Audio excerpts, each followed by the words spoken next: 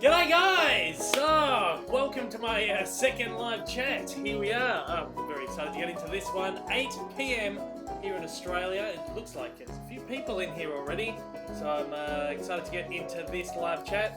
As we know, the first one went quite well actually. I was surprised how well the first one went. I'm happy to come and do a second one. Hopefully this is a bit of a better time for some people. I know the first one, I got up at 8 a.m. and did that. And it was a bit of a tough time for some people, so we're trying one of these evening ones to see how this one goes. And yeah, I am planning on doing a few more of these in the future. We'll probably make this a more regular thing. I really enjoy doing these. So we'll test this out and see how good this goes. There's a lot of people in here. Hello everyone, thank you for joining me. Okay, so basically we're going to run this the same way we ran the first one. I'm going to let you guys just fire away in this comment section and just go for gold with some questions here. And I'll try and get to as many of them as I can, just as I did last time. If I miss one of your questions for any reason, just keep spamming the feed. I don't have a problem with just spamming the feed with your questions if I don't answer them. So I've got a whole lot of people in here, a lot of regular viewers. Nick Does Well Things, Nicholas Newland, Luke Colombo, Popcorn Chat, whole lot of people are in here. I see Blake Ison is in here. We've got Heath Tompkins in here. We've got Kermit's Ghost is here. So we've got a whole lot of people from all around the world, not just Australia. So this is really great to see. The first question that seems to come through here is from Luke Moriarty, who asks, what is your favourite movie of all time? My favourite movie of all time, I have two. I'm sure some of the regular viewers will probably know this because I've spoken about this quite a few times actually. My two favourite movies of all time would have to be Star Wars, the original one from 1977, and The Wizard of Oz. I haven't gone too in-depth just yet on the channel as to why they're both my favourite movies. So I suppose I've spoken a lot about Star Wars, not so much about The Wizard of Oz, but I will get to them very soon. I'm planning to do a series of like favorite movie videos. I'm finding it very hard to pick like a top 10, so I'm going to be doing like a series of videos. And if you've been following me on social media or you saw the post I put up on YouTube the other day, I will be. I was asking about whether I should do it by genre, whether I should do it by decade, whether I should do it more randomized. So I'm playing around with some ideas at the moment, and we'll see how we go. But I'm going to start launching some like favorite movie videos very, very soon. I gotta stop giving too long answers because we have got a whole lot of questions coming in at the moment. Nicholas Borg asks thoughts on Creed 2 trailer. I've avoided the Creed 2 trailer so far because I haven't watched the first one, and that's pretty bad of me because apparently it's an amazing movie. But I haven't watched Rocky Balboa yet, and I probably don't have to watch it, but I want to watch that first before I go in to watch Creed, and I guess Creed 2. I haven't watched the Rocky movies for so long. It's been years, at least probably 15 years. Maybe I should like marathon them all back to back, which will be a bit of fun. I know a lot of them are not great, but it'll be fun to kind of to marathon them, I suppose. Let's try and catch up with some of these questions. There's actually a few people in here from around my area, which is great. There's a lot of people from around Melbourne too, which is cool. When are you watching? Nicholas also asked, when are you watching Lady Bird, mate? Or maybe the fourth time. When I can get it cheap at JB Hi-Fi, I'll pick it up and I'll watch it. It looks really great. I've heard some really fantastic things about that one. Kermit's Ghost, Alan, my mate from over in the UK. Let me ask you this: does the water run clockwise or anti-clockwise down your sink? What way does the water run? That way?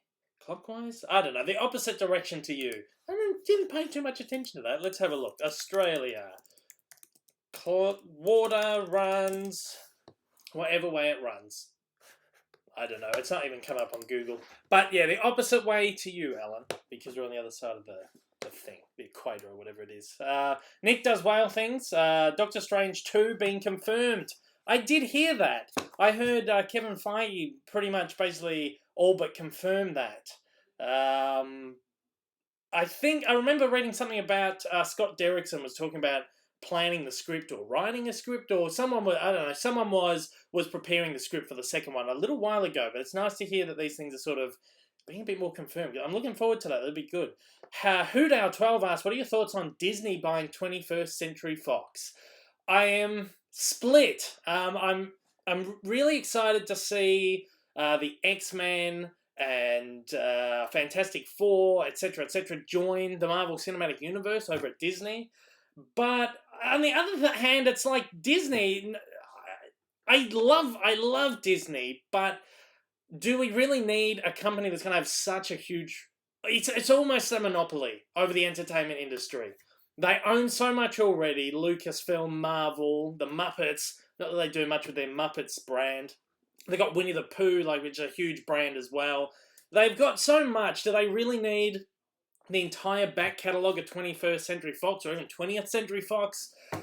I don't know. And then it's gonna do my OCDing, because I'm gonna be like, well, do I need to start adding all these 20th Century Fox movies into my collection, into my Disney collection?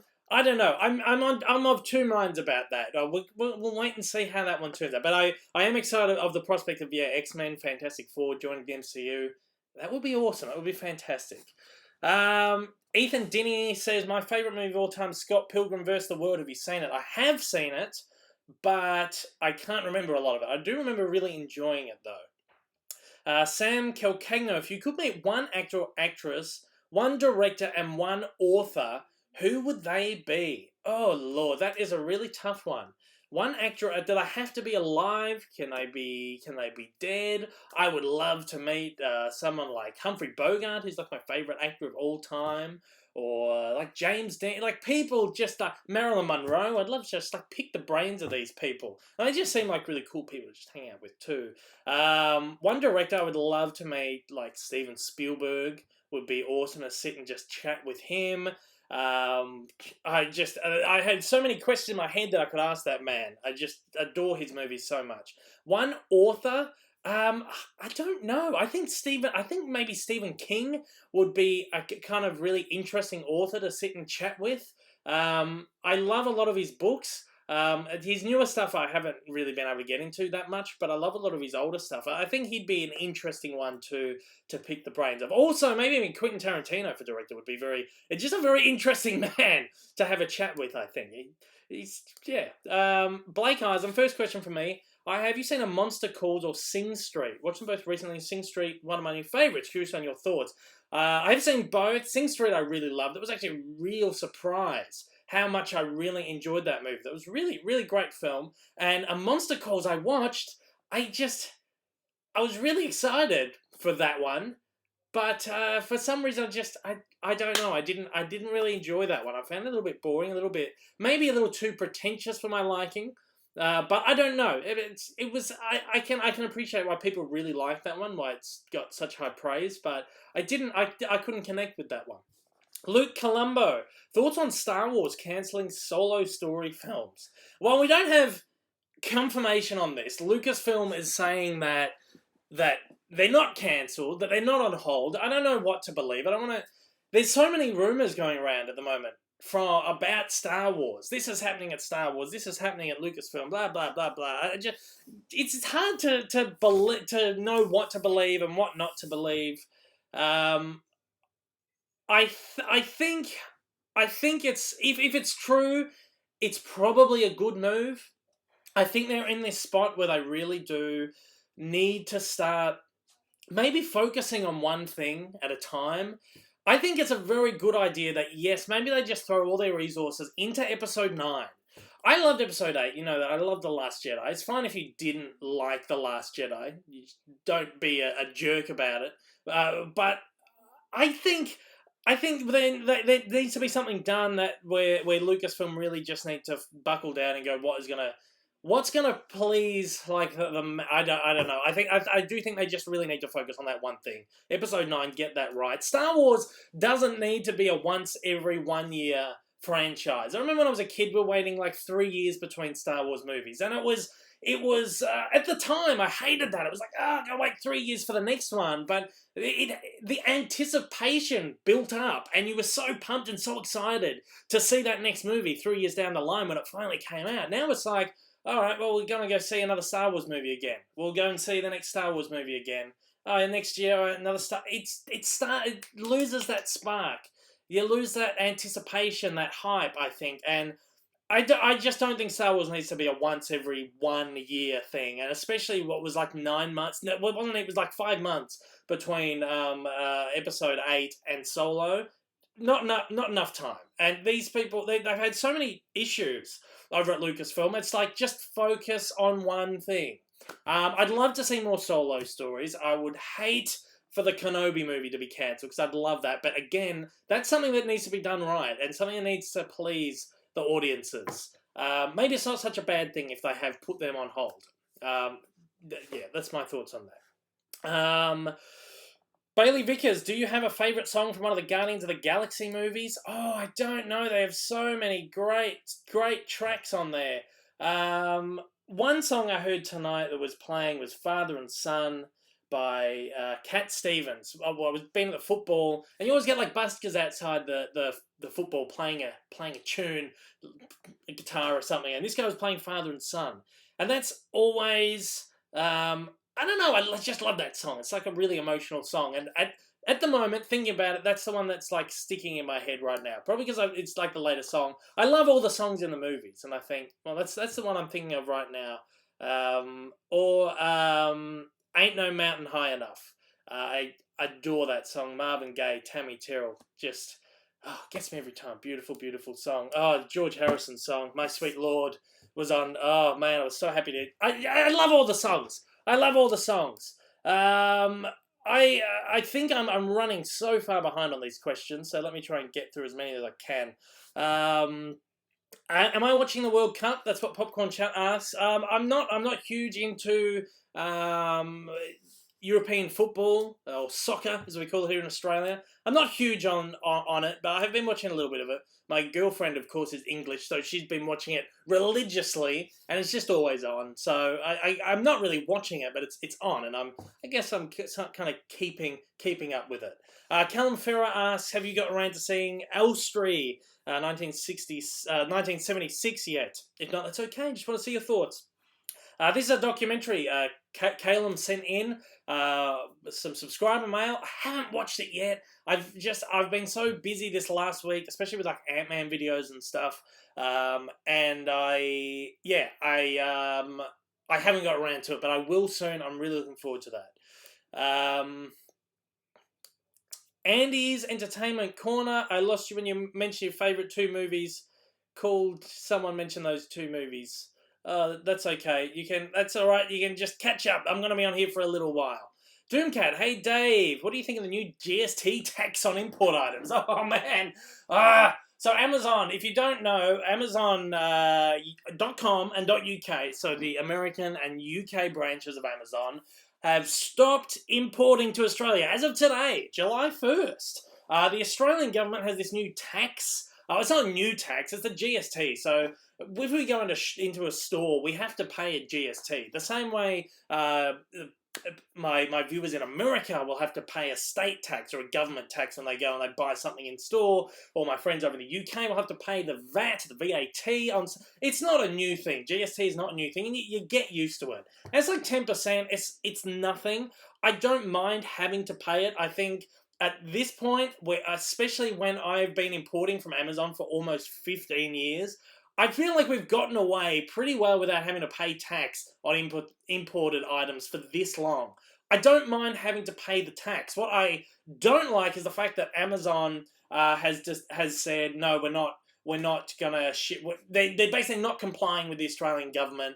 They won't be collecting the tax and therefore won't be shipping to Australia. That annoys me. I think on one hand, yeah, maybe it isn't Amazon's duty to do that.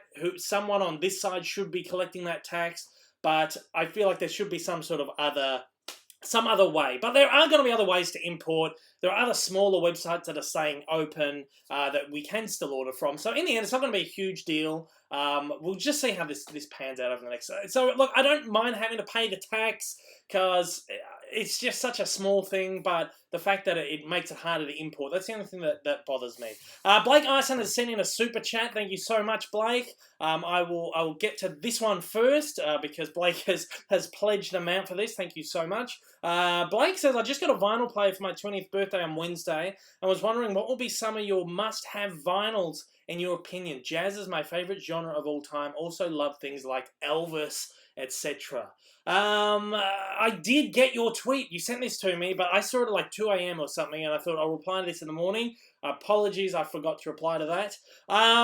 JB Hi-Fi, actually, they have like a range of vinyl that's under $30. They're like 28 to 29 bucks. And there's a lot of like really good jazz albums in there. You can get to like some really great Marvin Gaye stuff, like What's Going On. Well, one of the greatest albums ever, and it's fantastic on vinyl. I have that one. There's a lot of great, there was, who else were they selling? Like Miles Davis, John Coltrane. There's a lot of really great Miles Davis albums there. Just anything. Anything Miles Davis is incredible.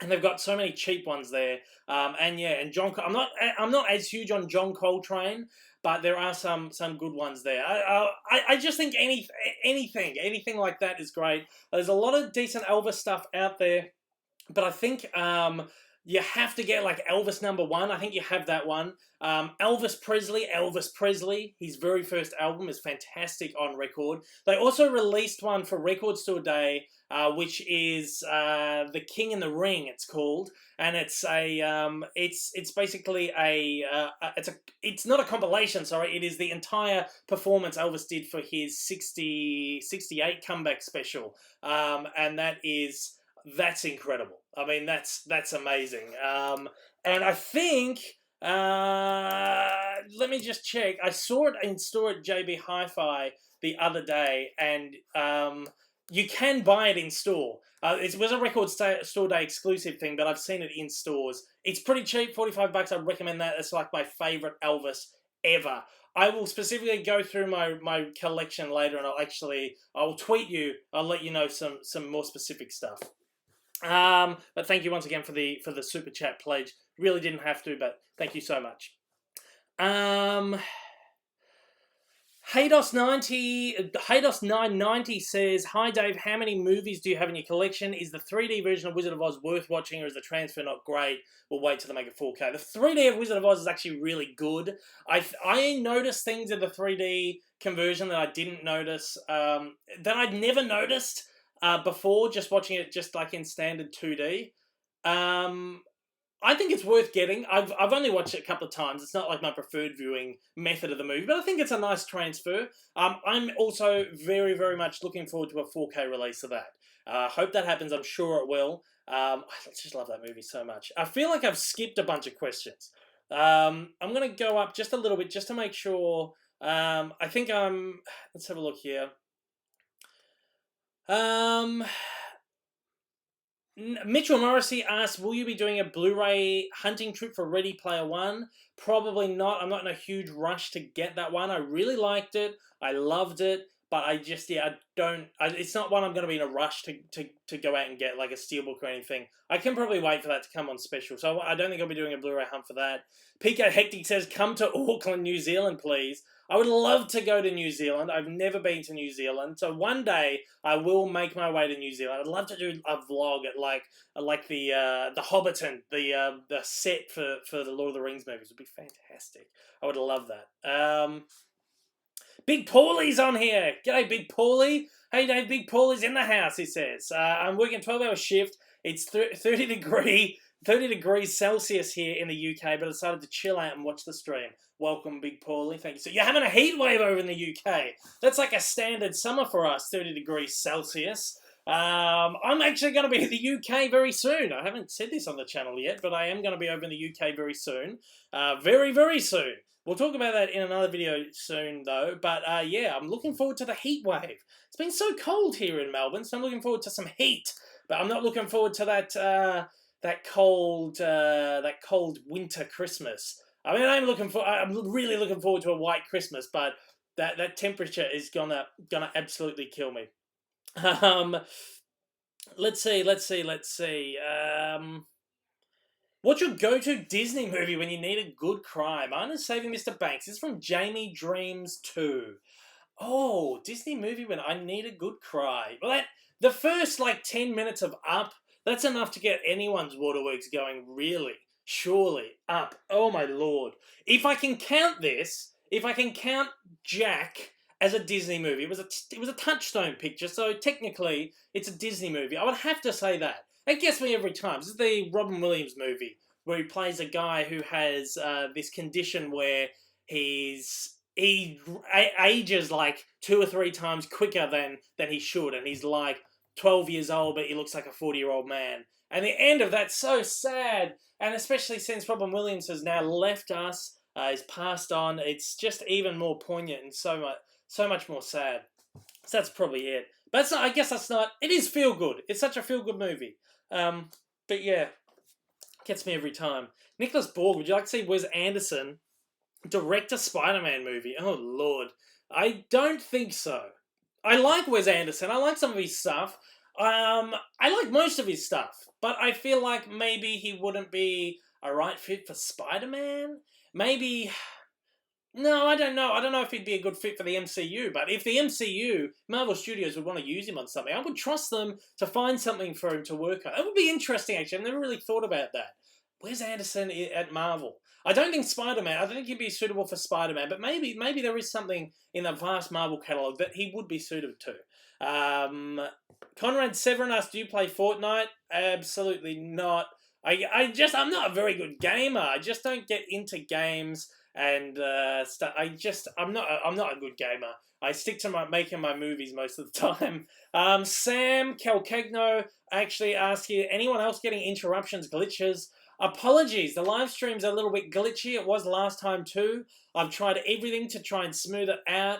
I think it's more of an issue of my area. We have terrible internet connection here, and it's just resulting in a glitchy stream. So apologies about that. I'm gonna try and fix that in the future, but I'm trying. I'm connected to an Ethernet this time as opposed to Wi-Fi. It's not helping. I don't know. I gotta try and see if there's anything I can do to fix that. Internet's terrible here. Like sometimes it can take me like 2 hours to upload a 20-minute video. That's crap. Nicholas Newland bought it during current JB Hi-Fi deal for $20. Great buy. Rebels Season 4 has a release date now, mate. You can watch it finally. I know, finally! I'm waiting for a box set. So once they release a box set of Rebels, I'm going to just buy it all and smash it out. I've got to finish Clone Wars first. Nick Colombo, thoughts on Disney cancelling Star Wars story characters movie like Obi-Wan, Boba Fett? I touched on this earlier. I would be very, very sad to see Obi-Wan or Boba Fett cancelled. But focus on one thing, I think, Lucasfilm. Luke Moriarty, do you agree with the Disney Pixar theory with all of them being connected? Not really. It's like a fan theory. It works. It's very good. It's a very good theory. But I don't ever, I can't invest myself in these fan theory things. But believe what you want to believe, I guess. If it works for you, then it works. For me, I just feel like maybe they are connected in some way, but I think, again, as a fan theory, I don't personally agree with it, but if you do, that's totally fine. Chase the Rapper, are you excited for Venom? Not sure if excited is the right word. I've got trepidation going into it. It actually looks quite good, but we know what Sony have done with Spider-Man properties in the past. I'm nervous. I think I'm nervous, but I'm also interested to see what's going to happen. Are they going to tie it to the MCU? How's Kevin Feige going to feel about this? What's this going to do with the MCU timelines? Are going to mess with it? I'm nervous about that movie. I am nervous. Jesse Cash says Disney will take over Hollywood. If the 21st Century Fox deal, if the Fox deal goes through, yeah, Disney will take over Hollywood. It's mad. It's going to be mad. Not so much in a good way either. PK Hectic, do you like the Kingsman films? Love the first one. Haven't seen the second one just yet. I did buy it recently. I'm looking forward to watching it. Nick Does Whale Things. Favorite TV show? Favorite TV show? I have so many. Friends is probably my favorite sitcom. That's one show I've watched countless times, probably at least 10 times. I can watch it over and over and over again. The Simpsons, at least like the first 10 seasons of that, I absolutely loved. King of Queens, The Office, everybody loves Raymond. I love my sitcoms. Frasier, Cheers. I just love like American sitcoms, like classic ones. I think are great. The Dick Van Dyke Show. I'm not really showing my age because I'm only 27, but Dick Van Dyke Show from the 1960s is an amazing program, and it lives up to any of like the classic sitcoms. I think his comedy is just timeless, and even though it's in black and white, I love black and white stuff. I know a lot of people don't, but it's an amazing series. If you've got Netflix, it's on Netflix. I implore you to check it out. If you love a good sitcom, his comedy is timeless. Mary Tyler Moore is fantastic in that too, and all the supporting cast. It's an amazing, amazing show. I'm like smashing through that at the moment. I put my Clone Wars watching on hold. I keep distracting myself from Clone Wars. I have to watch it all. As for like dramas and stuff, there's a show called Rescue Me, which I loved. I think that's like probably one of my favorite drama series ever. Sopranos. I could go on and on. But Breaking Bad. There's so many good television series here. Adora of Etheria. Hey Dave, have you heard about the rumor that Ewan McGregor might return as Obi-Wan in Episode 9? Do you think we'll see Anakin return as well, Force Ghost? Again, there's just so many rumors about Star Wars, Lucasfilm. This is happening. I'm not believing anything until I hear it from Lucasfilm or until I see it in a movie. I would love to see Ewan McGregor come back in Episode 9, but I struggle to imagine what his point would be there. None of the characters really are alive now to have known him, to have met him.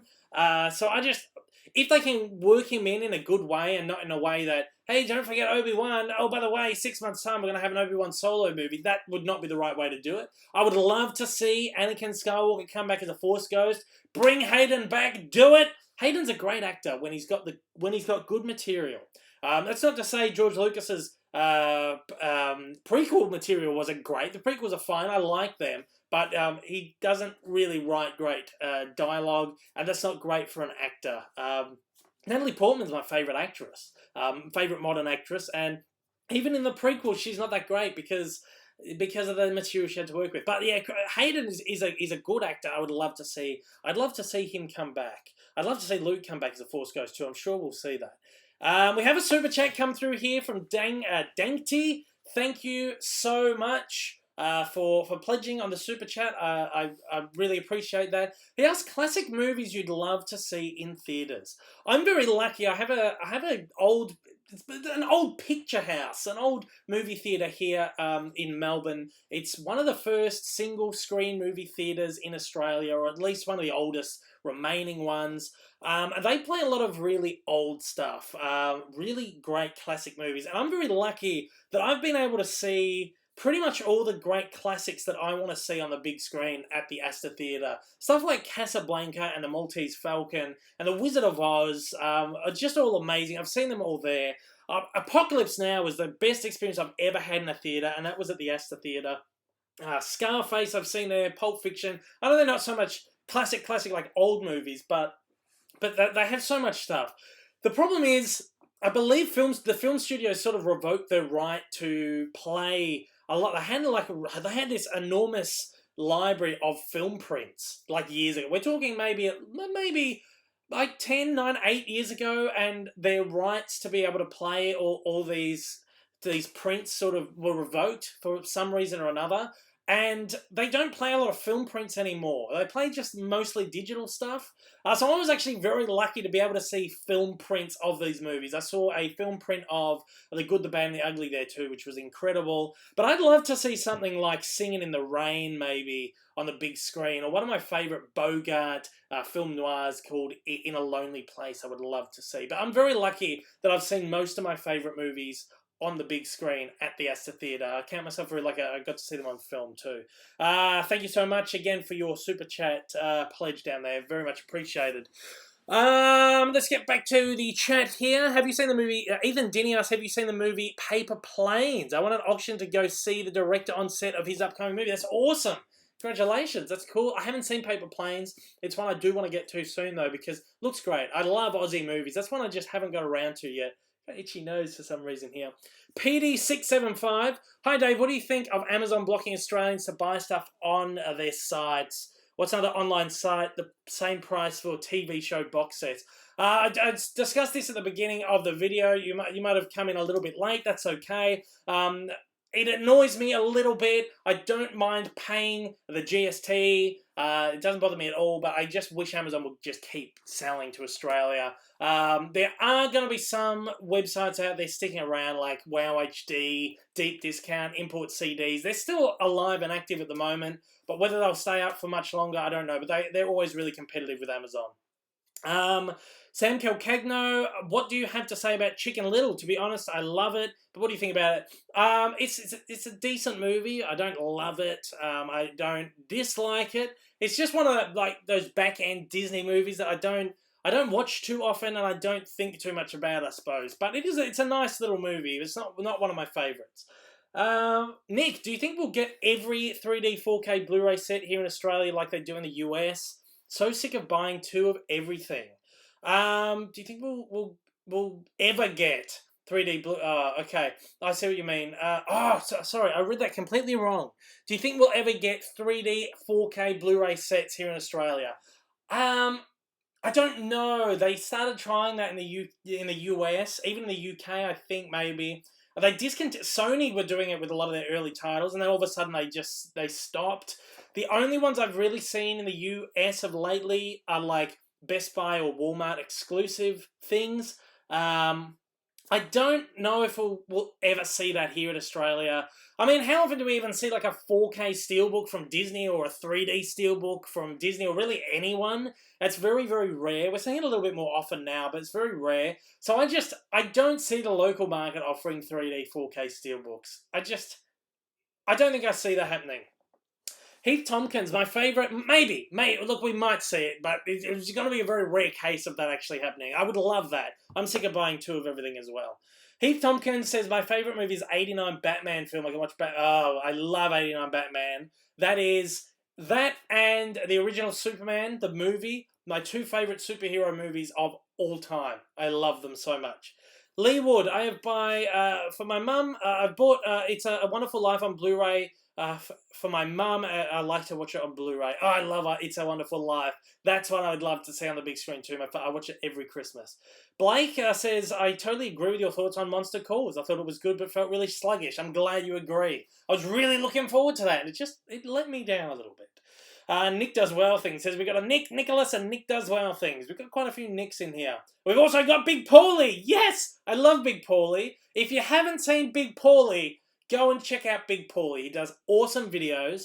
He's based in the UK, does these great Blu-ray hunting, haul videos, collection videos. Go and check out Big Paulie. I love him. He's great.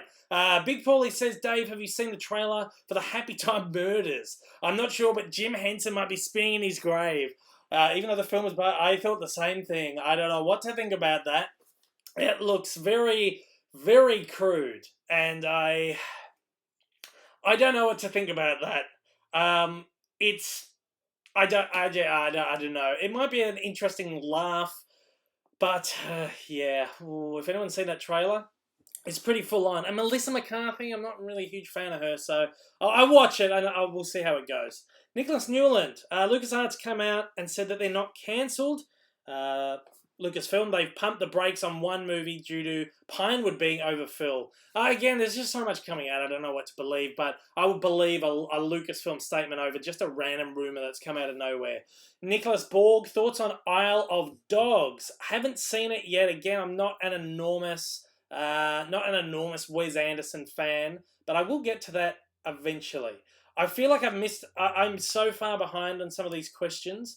So I've accidentally skipped down a little bit, so I'm trying to get back up to where we were. There's a lot of people in here today, guys. Again, apologies if I don't get to every single question because there's just so many coming through, which is awesome. I'm back up to date here. I want to try and get through some of these very quickly.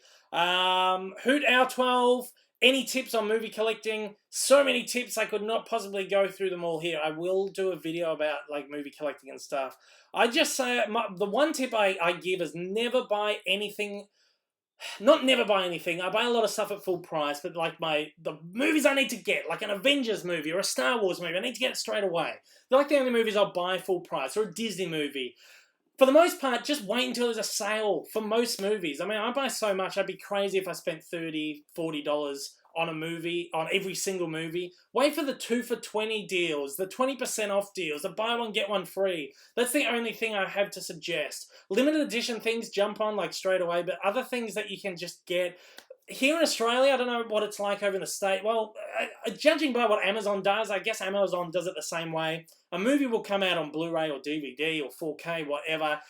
1 or 2 months down the line, it's on special. So I wait for a lot of stuff. That's my big movie collecting tip, is just wait for things to go on special unless you really need that movie. I will do like a tips video. I've been meaning to do it, but yeah. Mitchell Morrissey, we'll be watching Luke Cage Season 2. Haven't finished Defenders. Still got 2 episodes left. For some reason, I just stopped watching that. Haven't watched Jessica Jones 2. Haven't watched The Punisher. I have to watch it all. For some reason, I lost interest in these series once they became more and more disconnected from the MCU. But yeah, I will be watching them eventually. I have just bought the vinyl soundtrack from Mondo for Luke Cage Season 2. Love the first season soundtrack, and I listened to bits of the Season 2 soundtrack on YouTube. It was amazing. I had to get that. Popcorn Chat, thoughts on the new Spider-Man movie titled Far From Home? Also excited about Jake Gyllenhaal playing Mysterio. I like the name Far From Home. I think it's a nice little tie-in to Homecoming. I have no problems with that title. I think it's a good title. As for Jake Gyllenhaal playing Mysterio, I think it'll work. I think that will actually. I think that'll be fine. I don't know. I trust the casting of these people, even though that's what is that going to be Fox, Sony? I actually haven't heard this news, but it sounds interesting. I think I could get behind that. Have you seen the movie Imperium? Luke Mondon. The name seems familiar, but have I seen? No, I haven't seen that one. That's the one with Harry Potter. So that was terrible. I'm just practicing my English accent for when I head over there. I haven't watched that yet, but it looks amazing. I have got it. Sorry, we've got another super chat here from Dainty again. Thank you so much. $15 pledge. That's crazy. Thank you so much. Much appreciated. Do you have a least favorite film in the Disney canon? Personally, can't stand Chicken Little. Any underrated favorites? I have 3 Caballeros in my top 10 of the canon. My least favorite is Home on the Range. Hate that movie. I don't use the word hate a lot when I'm talking about movies, but I hate that movie. It was terrible, and that was like the final nail in the coffin for traditional animation. That is the death of traditional animation in one movie. I cannot stand Home on the Range. It's just a really not to disrespect the amazing artists and filmmakers who worked on it, but I feel like there was like this studio interference thing going on with that, and it's just, yeah, awful movie. My most underrated Disney classic movie would be Fantasia. It's also my favorite Disney classic movie. I think it's incredible. I just don't feel like it gets the respect it deserves. It's such an incredibly groundbreaking movie for animation, for cinema. It was the first movie that used surround sound. Walt Disney and his team literally created the first surround sound system to be able to make that movie more immersive for an audience. So it was the first movie that really ever used a surround sound system, made cinema going more immersive. I love that movie. I think it's so underrated. It doesn't get the respect. I've seen people write things like Fantasia sucks. This is like the worst Disney movie. It's not. It's in my opinion, next to Snow White, it's the greatest. Those 2 movies are just so revelatory when it comes to animation, even filmmaking. If you haven't watched Fantasia, please watch it. Watch it as a piece of filmmaking, as an amazing piece of animation. I know it doesn't have one specific narrative, but each piece does have a little narrative, each like short little section. Watch it. I love that movie so much. Nicholas Newland, I think it was a mistake having the cameo in Solo due to the character arc. I won't spoil it just in case anyone hasn't seen Solo, but there's that big cameo at the end. I liked it. It was a big shock, but I think I agree. Maybe it wasn't needed. Bailey Vickers, is Terminator 2 Judgment Day good in 3D? I haven't watched it in 3D just yet. Ethan Dinias is the main shopping centre you go to called Chadstone, and absolutely not. I would. I go there occasionally, but it's too far for me to go to be like my main shopping centre. It was actually closest to my work, so occasionally I'd go there after work to pick up something if I ever needed anything.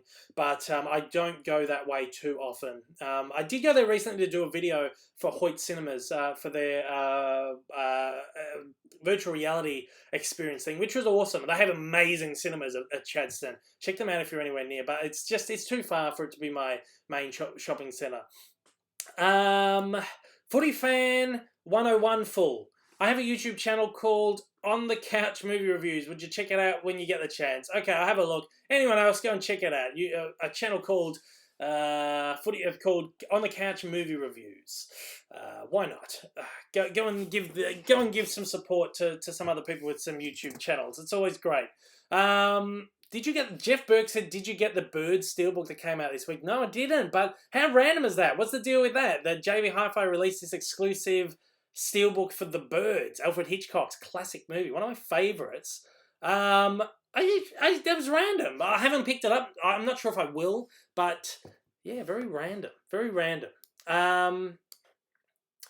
Ethan Dinny, I'm seeing Ant-Man and the Wasp this Wednesday. I'm so hyped. Are there any Infinity War related after credit scenes? I'm not going to spoil anything for anyone on here. All I'm going to say is there are after the credit scenes. There's two. There's one in the middle. There's one at the very end. So stay right to the very end of the credits, and I recommend you do not leave the cinema. Stay there and watch them.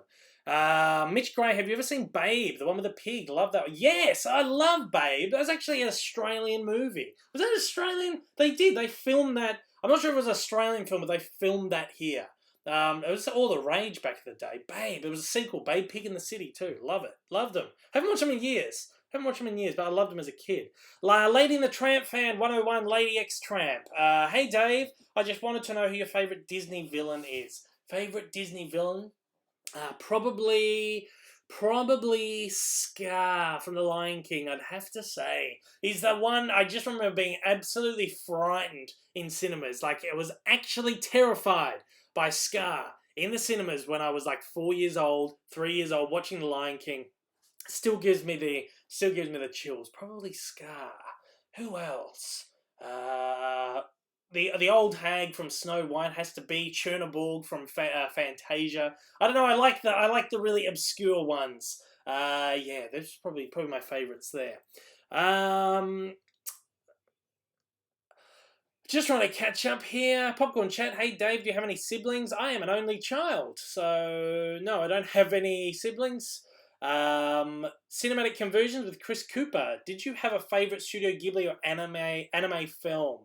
I'm not huge on anime. I haven't watched a lot of it. I also, unfortunately, have not watched a lot of Studio Ghibli stuff. What I've seen of it, I really loved. Howl's Moving Castle, I thought was fantastic. I really want to get a lot of the movies, but they're so expensive. They're like, they market for like $35, $40 at JB Hi-Fi. When I can get some of them on special, I will. But they're so expensive. So expensive. Blake says, I'd love to get La La Land soundtrack on vinyl. I'm having trouble finding it in stores. I think I heard something about that being like a limited thing. I'm not too sure. Check a website called Heartland Records. I'm not sure if they will have it, but they might be able to get it in for you. I'm not sure. They're a record store here in Melbourne. They will ship. They're just a little independent store. They're the ones I go to on Record Store Day. I like to support them as much as I can. Check them out. Otherwise, like import CDs are always great for getting you vinyl on the eBay store. I buy a lot of vinyl from there. Haven't had any come damaged, so check that out. Jesse Cash, you watch TV shows? I watch a lot of TV shows, like so much TV, that I probably watch more TV than movies these days, especially like Netflix is great. I just finished watching Santa Clarita Diet, which I thought was great. I love Drew Barrymore and Timothy Olyphant. They're both really great in that. Also finished watching 13 Reasons Why Season 2, which was quite full on. I didn't enjoy that as much as the first season, but I watch a lot of TV. I do watch a lot of TV. PK Hectic, favourite DCEU movie, Wonder Woman, hands down. I love that. I thought it was a great movie. Sam Calcagno, what would you do if you bumped into a fan in public? I have actually bumped into a couple of subscribers in public, and I'm happy to have a chat. If you do see me out there in the wild, don't be afraid to come over and just say g'day. I'll be happy to just have a quick chat and whatever. And yeah, I'm always open to just talking to people because I really appreciate it. I mean, you guys give your time to me. I'm happy to give my time to whoever, and that's why I love doing these that's why I love doing these live chats, because I get to interact with people. But yeah, if you do see me, I have had messages from people who said, "I think I saw you, but I didn't want to interrupt you, didn't want to disrupt you or whatever." If you see me, come and say g'day. I'm happy to say hi. I'm not gonna rip your head off. So I'm a nice guy. I'll talk to whoever wants to have a chat. Heath Tompkins, hey Dave, do you like Star Trek? I do like Star Trek. I'm not a huge fan. I like the classic series. I haven't watched any of the movies, but I do like the series. I think it's quite good. Melonhead. Should people start their 4K collection? I think if you have the capability to play 4K, you'd be mad not to invest in 4Ks. I'm not trying to have a huge 4K collection. I don't want to upgrade everything to 4K. I don't want to buy everything in 4K.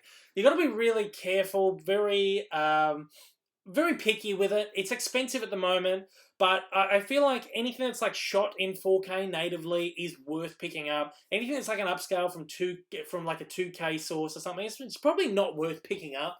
But yeah, I think even if you don't have the capability to play it, a lot of them come with Blu-rays now, so there'll be like a 4K Blu-ray pack. So if you think you're going to upgrade in the future to a 4K system, definitely start buying 4Ks when they're cheap enough, and you can have the Blu-ray for now and you're future-proofed for the future. Beyond the Scenes, who would be on your Mount Rushmore of directors? This is an awesome question. I would put on there, Steven Spielberg has to be on there. I would put, let's think, John Ford. He did some incredible movies, incredible classic cinema, great westerns, a lot of great John Wayne movies. I would also put Frank Capra on there, who is an incredible filmmaker. He did some of my classic like 30s, 40s movies, like It's a Wonderful Life, and like Mr. Deeds Goes to Town, Mr. Smith Goes to Washington. It Happened One Night, incredible. He'd go on there. Who else would I put up there? Alfred Hitchcock absolutely would go up there. How many faces are there on Mount Rushmore? I got 4 there, and most of them are classic filmmakers. Martin Scorsese would go up there. Quentin Tarantino. These are probably some of my favourite guys. And George Lucas has to be up there too. Even though he's probably not a great director, he's a great filmmaker. But I'd have to give him the respect and put him up there. If Walt Disney had directed anything, then I probably would have put him on there as well. But I don't think he really ever did direct anything. That was a great question. I really like that. Beyond the Scene. Sam Calcagno, do you like Lana Del Rey, Ariana Grande, or Taylor Swift? I love Lana Del Rey. She is one of my favourite artists at the moment. I actually saw her live not that long ago. Just before Christmas? Or I think. Did I say Lorde? I saw Lorde. I saw Lana Del Rey. Lorde, I can't remember. I saw one of them before, one of them after Christmas, I think. I can't remember. But yeah, I saw Lana Del Rey recently. She was really fantastic live. Ariana Grande, not a huge fan. Taylor Swift, I'd like to say I'm not really a big Taylor Swift fan, but I always hear these songs on the radio, and I'm like, oh, it's a great song. I turn to my girlfriend, I'm like, who's this? She's like, it's Taylor Swift again. It's like 5 or 6 songs. So apparently I'm like a Swiftie now. But, yeah, so maybe I do. Maybe I do like Taylor Swift. I don't know. I'm not embarrassed to say that. I'm not ashamed. You should never be ashamed to like anyone. Love who you love. That's great. What else we got on here? We got someone in here just swearing. Super Mario Logan. They're all hidden.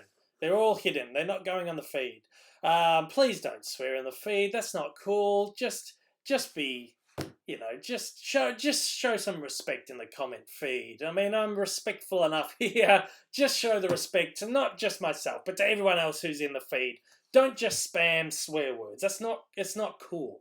It's not cool. Um, Sam Calcagno, would you consider doing a DCEU movies ranked from worst to best? Maybe at one point I probably will. Batman v Superman will be way down the bottom. I know that right now. PD675, why is Amazon Australia prices way higher than US and UK? It's just a thing. I guess it's a local thing. I guess media is more expensive here than it is overseas. That's a sad thing. But the good thing with Amazon Australia is they keep doing these deals. They've actually got a buy one, get one free on at the moment. A really great selection of titles. Actually bought something on there today. I also had like a $20 voucher, so I got two 4Ks for $11, which was great.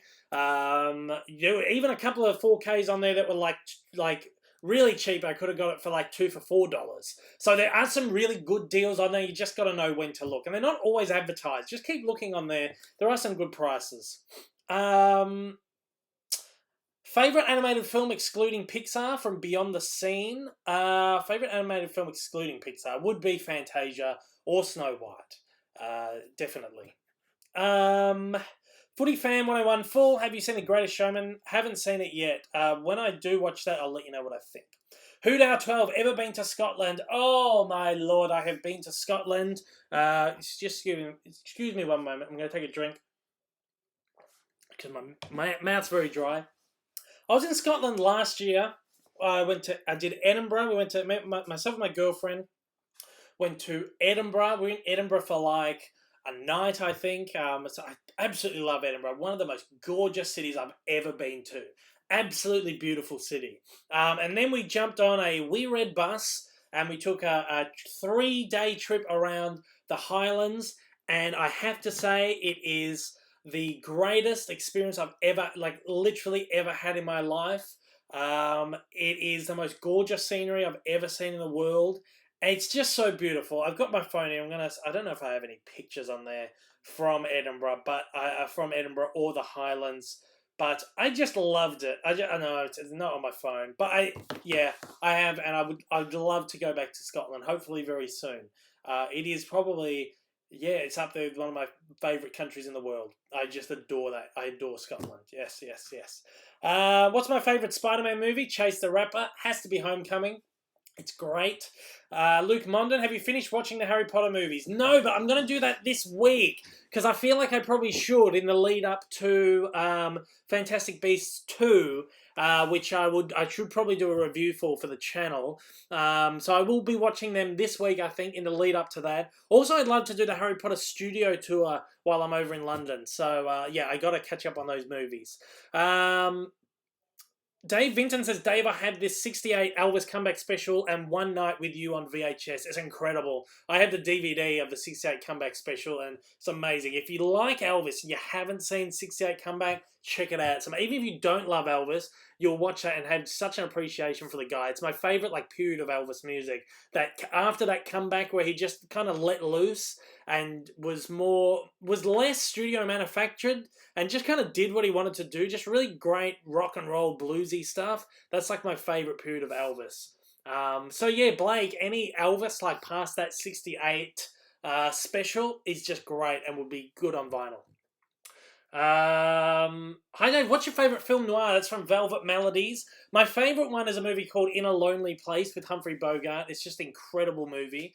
Other than that, I would say something like it's another Bogart one called Dark Passage. It's him and Lauren Bacall, and it's crazy. It's filmed in third person, where it's from the person's perspective. It's crazy. It's a really crazy movie. Or at least the first half of it's filmed like that. It's really good. Other than that, stuff like The Big Combo or The Big Sleep. That's another Bogart one. Big Heat. You got to check out these. These are like the quintessential film noir movies. Yeah, I have to do a video on film noirs if anyone's interested in that because they're actually my favorite kind of cinema. Mitchell Morris, have you made any short films? If so, will you do a reaction or upload it to your channel? I have done some short films. If you type in my name on YouTube followed by short film, you'll probably be able to pull up a couple of them. I know at least my university short films are up there. My 2 end-of-year shorts, we shot them on the Red cameras. I think we shot them in 5K or something crazy. One's a Western, one's like a comedy drama, like a black comedy. You also find a film noir, funnily enough, but that's like my year 12 end of high school film. They're all on YouTube. Do a search, you will pull them up. Yeah. Luke Colombo in the northern suburbs of Melbourne. I saw you visit one of my local stores in a video. Yeah, I'm sort of in the suburby areas of Melbourne. So yeah, more than likely, I do tend to frequent quite a number of different JB Hi-Fis depending on who's got what. Blakey, didn't Kevin Feige say Venom isn't part of the MCU? He did, but Sony is still persistent that it is, or at least has ties to it. There's rumors that Tom Holland's going to be in the movie, some random cameo. Yeah, look, I don't know. It's so confusing. I think Kevin doesn't want it to be connected, but Sony owning the character of Spider-Man can default go, well, we've got to connect it to Spider-Man somehow. And by default, yeah, it's going to be connected to the MCU. So I'm not sure how I like that. But it's going to be interesting to see. Peter Semos, hey mate, hope all is well. What's one movie you love and old mate Rick dislikes, or vice versa? Let me think. I'm not too sure about that. I know he loves a lot of movies I don't like. Let me get him. Let me get old mate Rick. Give me 1 second. Give me 1 second. I'll be back.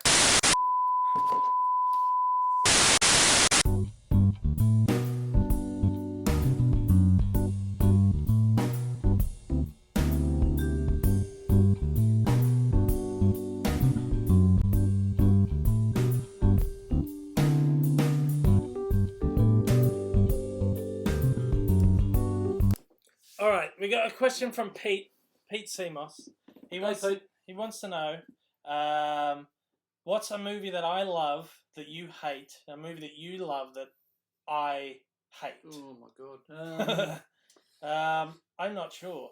We have a very similar taste in movies. I guess I got my taste in movies from him. I have developed my own taste on some things over the years, definitely. I think.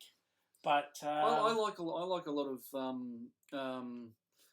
of film with sort of dramatic, soulful stories, more so than what Dave does, I suppose. Well, that's probably the best way to I don't know. Yeah, there's not really much. We've got very similar tastes in film. I think occasionally there'll be a movie where he'll go, I loved it, and I'll be like, it's all right. We watched one the other night that I actually quite enjoyed. Oh, there's one that was a bit Posthumous. One called Posthumous, like an independent movie. I lost interest after like half an hour, but he loved it. Yeah, so that might be one. Yeah, but it's just got a really sort of soulful sort of story to it, and that's what I sort of enjoy. I do love that, but I don't know. Sometimes. Avatar's another one that I sort of enjoyed. Oh, you liked it, I hated it. And you didn't like it, did you? Hated Avatar. Yeah, it's a flawed sort of film. I think I just enjoyed the... I appreciated it for what it was, for 3D, the experience, but I just, as a movie itself, I didn't really like it. Maybe I have to watch it again. Yeah, no, I didn't mind it. I probably liked it better than Dave did. Maybe Lord of the Rings, I really enjoyed that. You found that boring? Yeah, oh yeah, The Hobbit. Stuff like that you don't really like fantasy stuff, maybe. Fantasy, I could probably sit and watch something like, oh, here's one. It's like a French movie that I really loved. You hated it. It's like that really quirky one, Mood Indigo. Yeah, no. Yeah, so stuff like that. So there are little things here, but most of the time I usually agree on a movie. We both enjoy just really crappy sort of turn your brain off comedy and stuff that you don't have to think about. But I do enjoy a good hearty soulful drama. Yeah, I do too, to an extent. That sometimes I guess I can be like, that's boring. Well, there was one. What was it called? It was a South African film. It was I've got to think of the name of it now. I actually really enjoyed it, and you didn't like it at all. I'll have to have a think about it, and we'll get back. And get back. Yeah. But yeah, that's about it. I couldn't imagine him sitting down and watching like an animation. Oh no, but there's some Well, like it a depends like on what a it depends is. on what it is, I suppose. Yeah, like a Pixar thing you love, I love it. I love a Um, good Pixar film. but something like maybe I don't know. I don't know. That's probably not a good example because you do like a lot of I animated do. stuff. I really enjoy animation because I'm actually a commercial photographer and that whole I suppose that whole art involved in animation and Couldn't imagine you I wanting to. really sort of enjoy. Couldn't imagine you wanting to sit down and watch like The Little Mermaid or. Oh no There you go. no. Whereas I would But some watch but it, some of the but I but think some of the it's- old animation like Yeah. Dumbo Yeah, and Pinocchio and stuff, I actually really love the stories Mm. and the fact that these people, you know, 70 years ago sat and actually drew all this and animated it and they were so innovative in the way they did it Mhm. and presented it was just yeah, incredible and I Mhm. really love that sort of thing as well. So yeah. yeah. I think that's a question answered Yeah, pretty well. sort of. I'll try Alright. to remember the name of that Alright, film. Yeah. Okay. Yeah. So there you go. See you Thanks, guys. guys.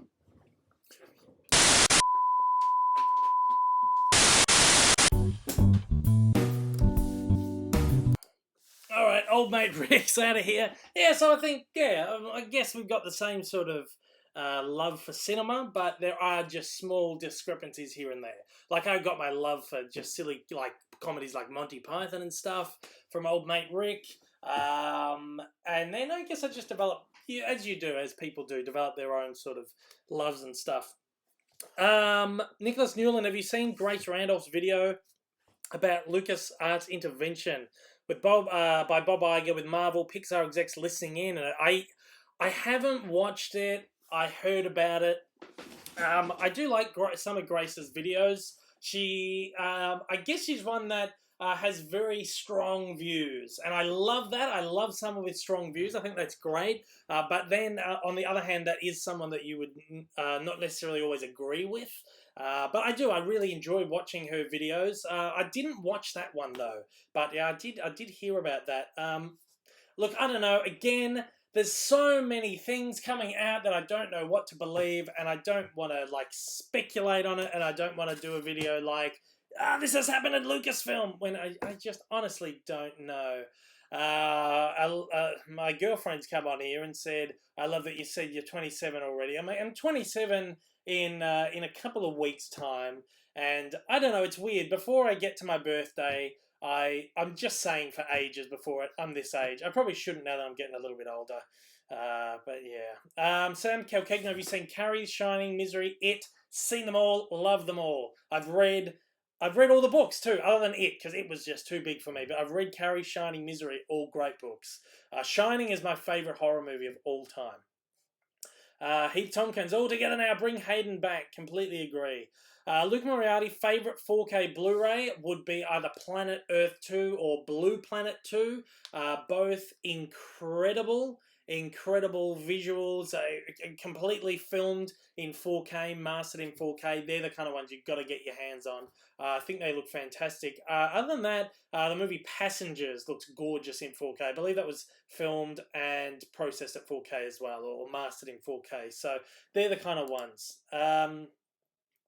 Andy's Entertainment Corner, Dave, what is your favourite all-time Aussie movie? Oh, it would be, there's a movie called Lantana, which I really love.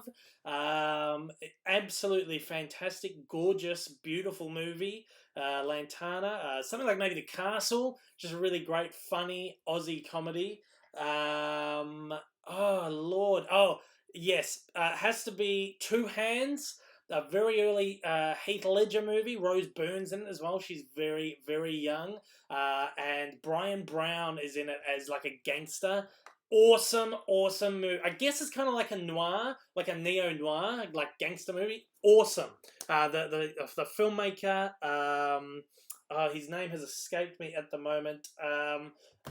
What's his name? I've spoken to him too. I've interviewed him. It shouldn't escape me.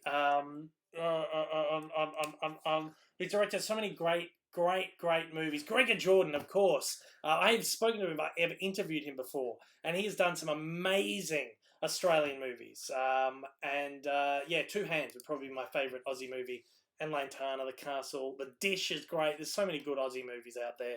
There's a lot of bad ones too, but I guess that's just the nature of cinema too. Sam Calcagno, what YouTubers do you watch? I think I've answered this a couple of times, but I love Casey Neistat. He's probably like my number one YouTuber. I love Mr. Sunday Movies, Double Toasted. I love all these guys. I think Jenny Nicholson is good value as well when it comes to like movie reviews and stuff. Of course, Big Paulie and Kermit's Ghost. Go and check those guys out too, please. I love those guys. Oh, here's old mate Rick. Which way? This way? This way? The Kite Runner. The Kite Runner. The only reason the only reason is because we had to study this in school, and it's like you watch it that many times, you just end up hating a movie. I don't hate it. It's a nice movie, but it's once you watch something like 100 times. I remembered. Lord. Yeah, there you go. He got there in the end. He got there in the end. Oh Lord. Okay. I've dropped all the way down the bottom of the list, so I'm going up a little bit more. Again, apologies if I miss any questions because there's actually a lot. There's so many coming through here. Moss Eisley Studios. What is the best Pixar movies? I did my Pixar ranking video recently. If you'd like to know my in-depth, detailed thoughts on what I think of all the Pixar movies, go and check that out. I did do a video recently. My favourite Pixar movie of all time is Toy Story, closely followed by Toy Story 3. Max Wild, as you've said, you love watching Casey Neistat. Would you work for 368 if you had the chance? Absolutely. If I was able to go over there and work for them for a bit, definitely would. Don't know what I'd do with them, but I'd love to. I would love to. Nicholas, Ethan Dinny says, in my opinion, Ratatouille is one of the most underrated animated movies. I don't know about that because I know a lot of people who really love it. Maybe it's just one that's gone on as like a cult classic. I'm not a huge fan of it, but I don't know. I'm not sure if I'd say it's underrated, but maybe cult classic, maybe. Sam Calcagno, how would you rank the Vacation movies? I hate European Vacation. That's probably like one of my favourite ones. Christmas Vacation is my favourite, closely followed by Vacation, European Vacation, Vegas Vacation, and then the Vacation reboot, probably right down the bottom. Andy's Entertainment Corner. Dave, do you like Ethan Coen and Joel Coen movies? Absolutely. I think they're fantastic. I think their movies are great. Blake Eisen just subbed Big Paulie. Just checked out your last hunting video. Loving your stuff. Glad to join the community. Big Paulie's great. Great value. Andy says he hates Vegas Vacation. I can't stand that one either. Miss Chrissa. Hi there, Dave. I remember back when you had much less subscribers. Now you seem to always have lots of comments. Happy for you that you're doing well. Thanks so much, Miss Chrissa. You have been there from pretty much the very beginning. I don't forget subscribers. Thank you so much for sticking around all this time. It's really great to see people who stick around for a long time. I really appreciate that. Thank you for the kind words. Ryan Brooks, when's your next haul? Whenever there's another big sale. I know a lot of people always say to me, "Are you going to do a haul soon? Are you going to do a haul?" I can't do so. I always hold off for big sales to really buy anything. Then when the big sale comes, I just do a massive haul. If I were to haul every week, I would only be picking up like one or two things or just little bits and pieces here and there. So whenever there's like another big sale is when I'll do another big haul. Jamie Dreams too. Would you want a Frasier reboot? Did you ever want Frasier and Roz together? I don't know if I would want a Frasier reboot. I'm not huge on all these reboot things that are going on. Frasier and I think I did. I remember watching Frasier when it was first on, and I was rooting for Frasier and Roz for a while there. But I think the ending. I'm not sure if I was ever really satisfied with the ending of Frasier. But yeah, I don't know if I'd want a reboot of that. Big Paulie, what do you think about actors who were box office gold and now reduced to releasing their movies straight to DVD, such as Steven Seagal, Nick Cage, even Bruce Willis? Poor film choice by actors. I think I remember reading a quote by Michael Caine, and I believe it was.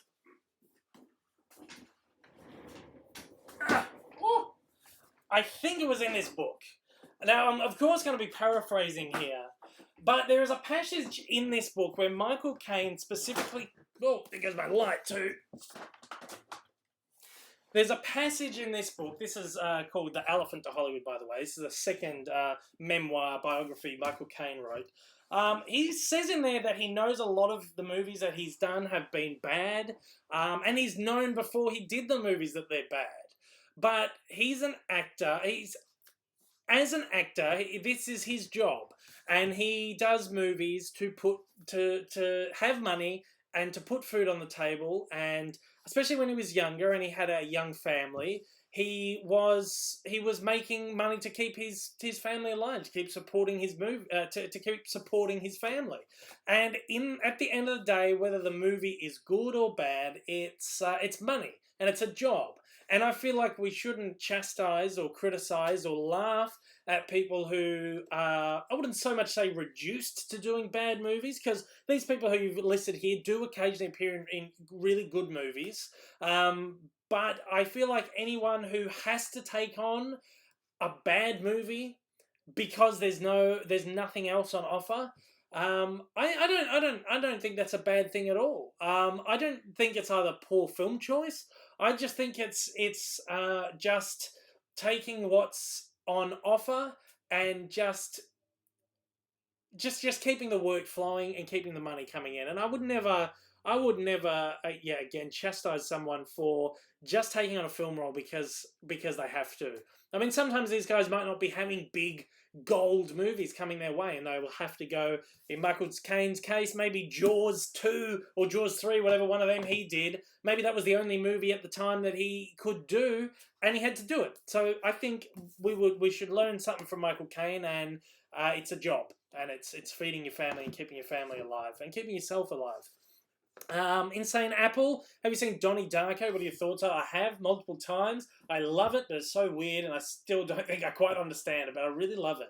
Kermit's Ghost, I think it would have been a mistake if they got together. This is about Frasier and Niles. Like when Niles and Daphne got together, the show started. I agree. The show always slides when they finally get together. That's why Friends was great. Because Ross and Rachel got together, but then they broke up. And they got together, they broke apart, they got together. And it's like this thing, it's like this recurring thing throughout the series where you keep the suspension building. Some shows, they put the characters together and then they're happily ever after. And all that anticipation, all that stuff is just sucked dry out of the show. So, yeah, maybe that would have been a bad mistake. I actually love that one episode where it looks like Frasier and Roz are about to get together, and then it doesn't happen. Like, everything gets in, all these things just get in the way, and it doesn't happen in the end, and they both agree, well, maybe it's for the best. Maybe it wasn't meant to be. And I agree with that. And that's a very, very clever, wonderful episode, I think.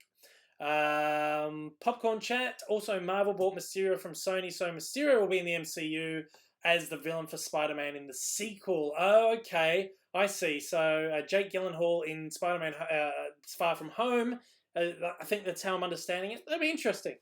The movie buffs. Hey Dave, what's your favourite movie of the year so far? Mine's definitely got to be Hereditary. Favourite movie of the year so far?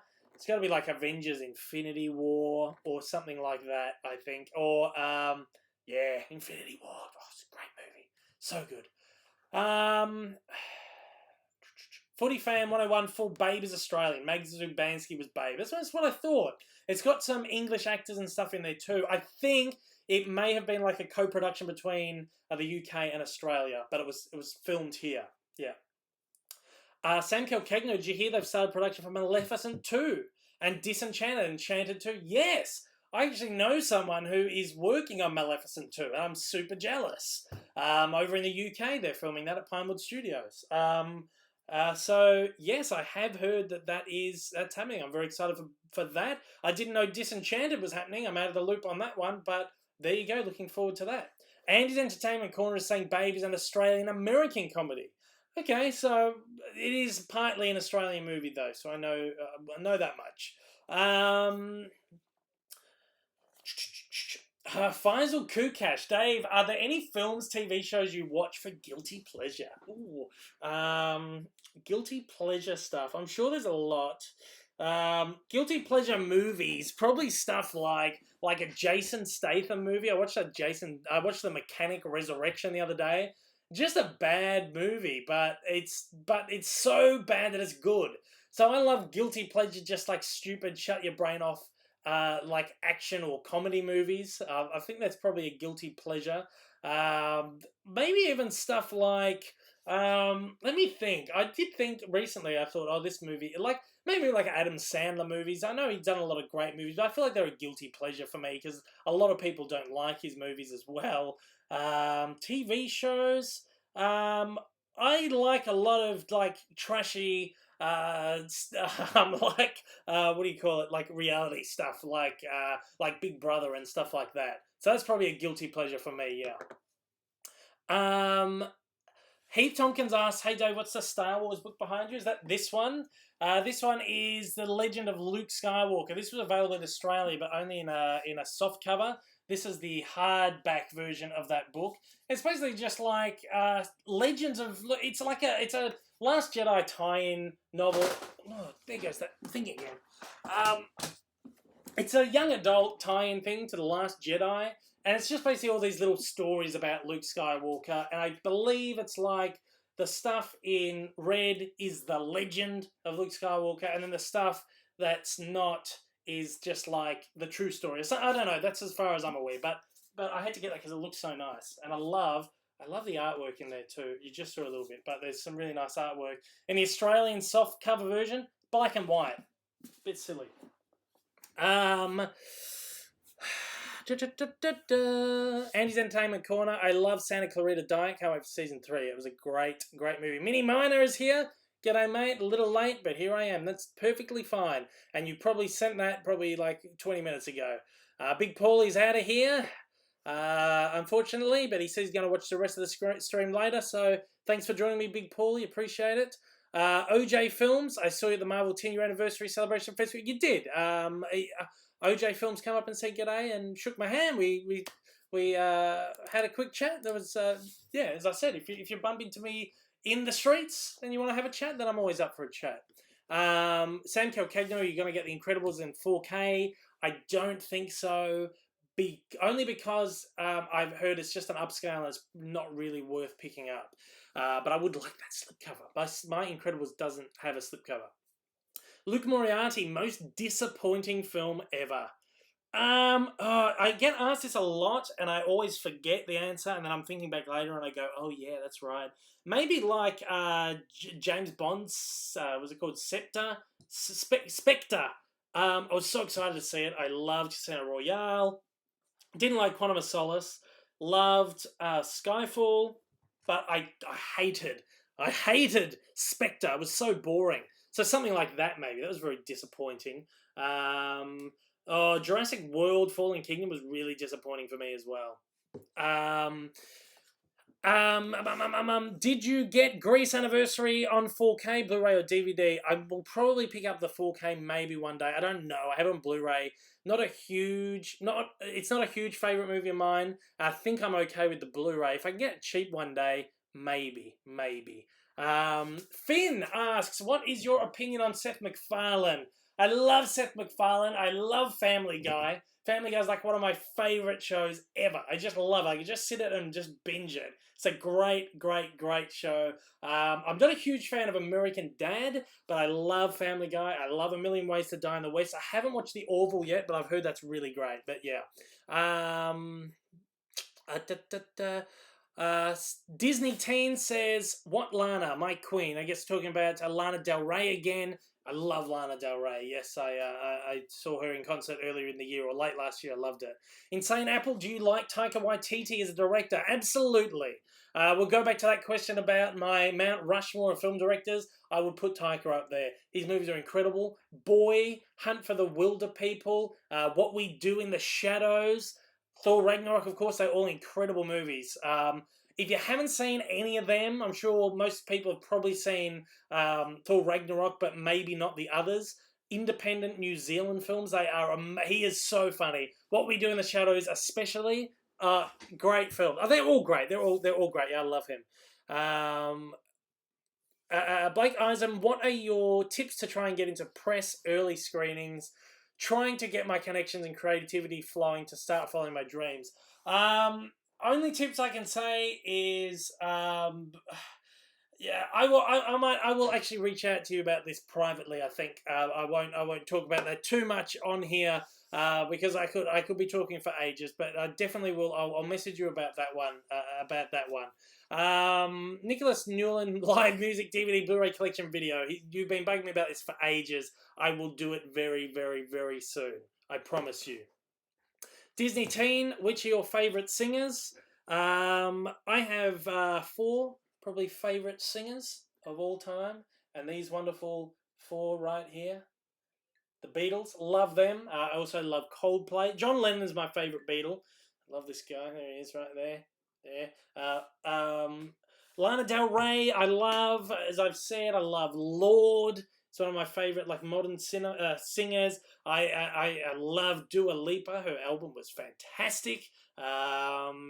But then I love a lot of really great old stuff like Elvis. I love Frank Sinatra, Dean Martin, Ray Charles, just stuff like that.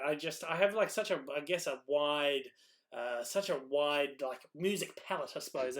I love music. I love music sort of almost as much as I love movies, I think. My channel got a new sub. Thanks for mentioning my channel on the Couch Movie Reviews. Awesome. I'm getting some comments in here that just say, "Hey, mention my channel name."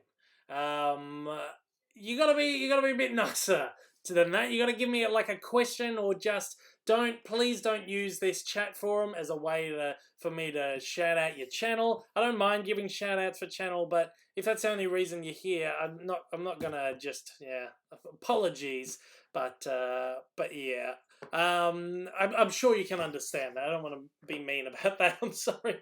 Hey, mention my channel name. It's just no. Heath Tompkins' favorite Indiana Jones movie has to be Raiders of the Lost Ark. Amazing movie. Someone at Disney Teen asked, "How do you ask in questions?" Just type a question away. Blake Eisen, thoughts on Chinatown, one of my favourite movies of all time. It's amazing. It's a hard one to watch multiple times, but it's really great, and it's one of my favourite noirs, actually. It's more of a neo-noir, but it's fantastic. One of my favourite Jack Nicholson performances too. Chinatown, watch it. Amazing. What else have we got here? I've just skipped down the bottom again, sorry. John Eam, hi Dave, not been able to watch your Ant-Man videos yet, just waiting for it to come out in the UK. That's totally fine. Have you watched Mad Max yet? Yes, I love Mad Max.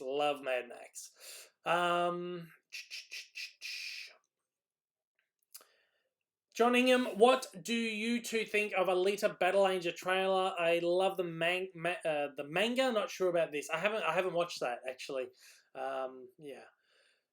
If you could make one of your favourite Disney movies not exist, what would you choose? Sam Kelk, why would I choose for one of my favourite Disney movies not to exist? I wouldn't. I love them all. Luke Moriarty, do you watch Chris Stuckman's channel? Love you. I do watch Chris Stuckman, and I really enjoy his reviews. Out of the single person sitting in front of a camera doing a movie review, Chris Stuckman would be my go-to guy. Other than maybe Mr. Sunday Movies, who's probably my favourite, but you never see his face. He's always hiding behind visuals, which I think is great. And again, yeah, Double Toasted, probably like my favourite like team-up guys. But Chris Stuckman, yeah, he's great stuff. Nicholas Newland, I feel the same about The Truman Show. Great movie, ruined by study. I'm so happy. One of the other classes did Truman Show. That's one of my favourite movies of all time. So glad I didn't have to study it because I probably would have been off it, but I love it. Sam Calcagno, how would you recommend to deal with bullies? Now, this is a question that actually came up last time as well, and I'm going to give you the same advice that I gave last time round, and it's the same way that I deal with the trolls, and that is you just ignore them. Because when you start ignoring them, they will leave you alone. Because the only reason they are going to bully you, the only reason they are going to troll, people are going to troll online, is to get a rise out of you. And sometimes I will give the trolls a rise, like a little smart aleck, like quip or something to shut them down. But in most cases, just ignore them. Or also agree with them. I was bullied a lot when I was younger. I faced a lot of bullying, especially my younger years at high school, mostly because I was a big movie fan and whatever. I was just like a movie geek, and I still am. And again, there's nothing wrong with that. It's like the best thing in the world. Someone comes up to you and goes, "You're a dork. You're a nerd." Yeah, I am. So what of it? That'll shut them up straight away. I've never agreed with fighting back with physical violence or anything. I would never suggest that ever. I've never been like a confrontational person. Fight back with your words and kill them with kindness. Kill them. Be kind to the bullies. The people who want to bully you and treat you mean, treat them really nicely because they hate that and they will stop. They will leave you alone.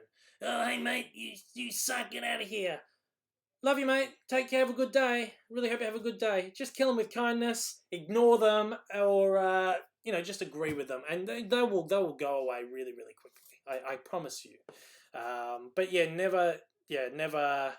never like physical stuff. Don't go down that path. I would never go down that path.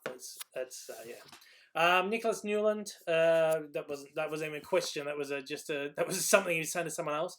Sam Calcagno, there's 25% of Disney movies at JB at the moment. There is. Great deal. I've got them all though. I've got all the ones I wanted.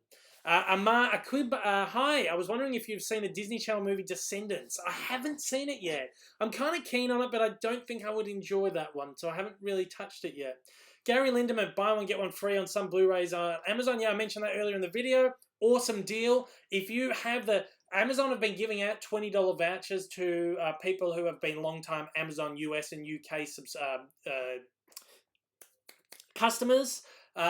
So, like, the best deal I saw today was chucking Grease 4K and The Matrix 4K in a cart, adding the 20% off voucher. It was like $4. Like, how crazy is that? So, yeah, there are some good deals on Amazon Australia at the moment. Sam Calcagno, have you read any of Carrie Fisher's books? I have got her books, but I haven't read them yet. I have all of them, I think. I love this new chair. It makes that so much easier. Wishful Drinking was her first, I think. Shockaholic was her second. And then Princess Diarist. Yeah. Haven't read any of them, but I do want to... I bought this before she passed away. And it arrived like not long before she passed away. I was going to start reading it, but I was just too sad. I couldn't bring myself... I couldn't bring myself to do it because I was so heartbroken over the death of our Carrie. So I will read that book very soon, though, I think. Nicholas Newland, any movies you want a Blu-ray 4K release of which isn't likely to get one? For me, it's Ali G in the House. DVD's been out of print for 10 years and no Blu-ray inside. I love that movie. I would say Jack. I mentioned the movie again earlier, Jack. It never actually even got a DVD release in Australia. I had to import that one on DVD. It hasn't got a Blu-ray release anywhere, and I don't really ever expect it to get one, and that's very, very sad because I love that movie so much. That's really one of the only movies now that I have had on my wish list that I want to come out, and I just don't think I will ever see that happen, which is very sad. It's such a beautiful film. David Vinton, Magnum PI getting a reboot by the makers of Fast and the Furious. Oh Lord, that'll be interesting. What's the deal with all these reboots? Hardly any of them are any good, but that might be a bit of fun to take a look at. Splashback Bricks, did you have any Lego as a kid? Yes, I had like Star Wars Lego. I think I had a little bit of Harry Potter Lego. I had regular Lego. I remember playing my Legos and making like the Beatles out of Lego before licensed Lego was even a thing. Yeah, I loved Lego as a kid. I had like a boat, like a Lego boat. Grievous Productions, are you a fan of Star Wars? I'm not too sure. I'll have to get back to you on that one. Nicholas Newland, thoughts on Fast and Furious movies? Personally, they're guilty pleasure. I'd agree, yeah, guilty pleasure movies. They're a lot of fun. I haven't watched some of the more recent ones, but I really enjoy the earlier ones. What else have we got on here? I've skipped down again, but somehow this thing just keeps skipping down to the bottom. Edler's Paradise, favourite Beatles album would be either Sgt. Pepper or Revolver or maybe the White Album. I love those albums.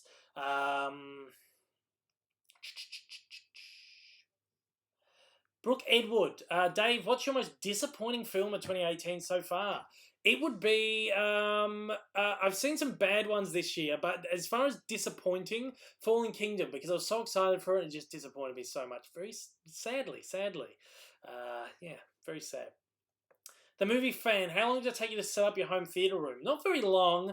We built an extension on the house, so when we built the extension, the movie room, the home theater was a new addition to the house. It didn't take us very long to design it. We knew very well off how we wanted to design it, but then it's just like the things like choosing the chairs.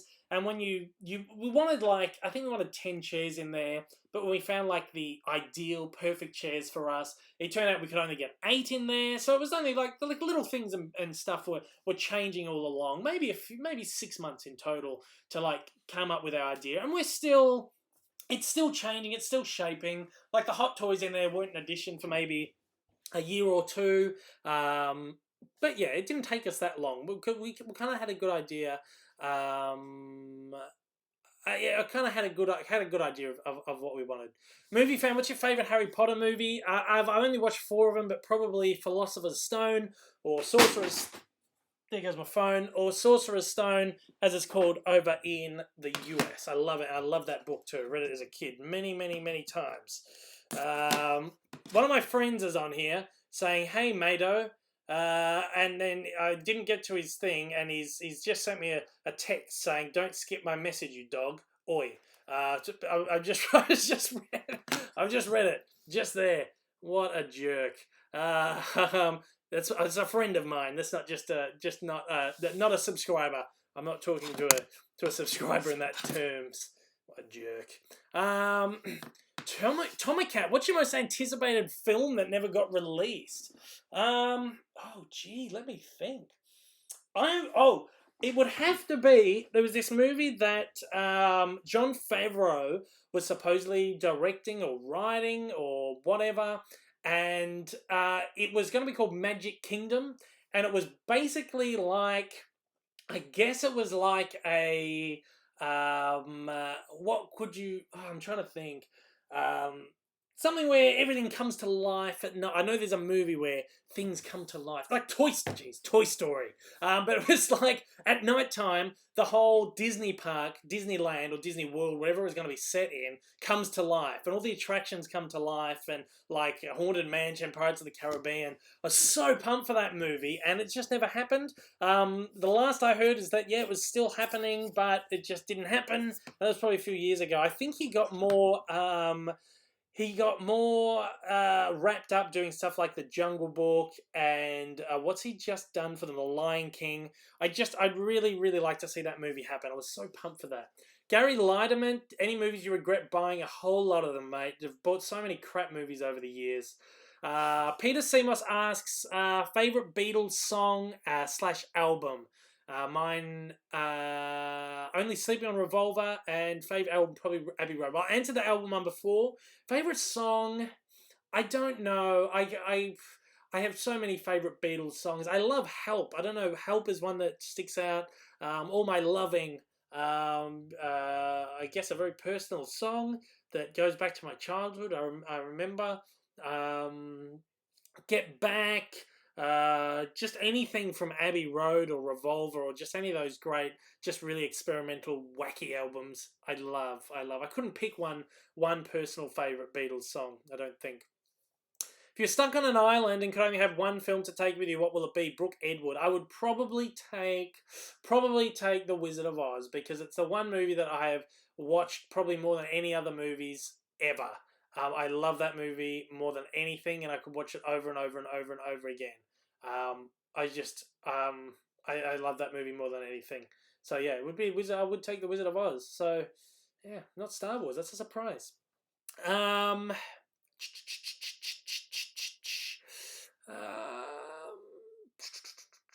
I'm just trying to catch up on some of these here. Bailey Vickers, because Disney released Incredibles in 4K as a second film coming out, do you think Disney will release the Toy Story movies in 4K next year? Yeah, absolutely. They will come out. I'm sure they'll release the Toy Story movies in 4K. They are releasing Avengers and Age of Ultron in 4K next month, I believe, or this month, I think, to coincide with the 4K release of Infinity War home media release. So I think yes, Toy Story. Assuming the Incredibles release has sold well, I think that yeah, we'll see Toy Story 4K releases. I would definitely buy them. I think because I love those movies so much. Again, apologies if my my stream is lagging. I can't really help that. There's just something. It's just something I can't help. I don't know what it is. It's a connection issue. Jack Inkson, what's your favorite John Hughes movie? I don't know. I love Breakfast Club. And I love Planes, Trains, and Automobiles. Probably Planes, Trains, and Automobiles. Or Ferris Bueller, Vacation, Christmas Vacation. I could not pick a favorite John Hughes movie. That is just, that's way too hard. He would also go on my writer-director Mount Rushmore. Definitely. What was the first movie you remember watching? Adam Attic says. Would have to be The Lion King. I remember watching that in cinemas, and that's probably, I would have been like 3 or 4 years old. So yeah, that's probably the first movie I actually remember watching. Would have to be The Lion King. Sam Calcagno, favorite Lana Del Rey song? I personally adore and cherish Young and Beautiful and Love.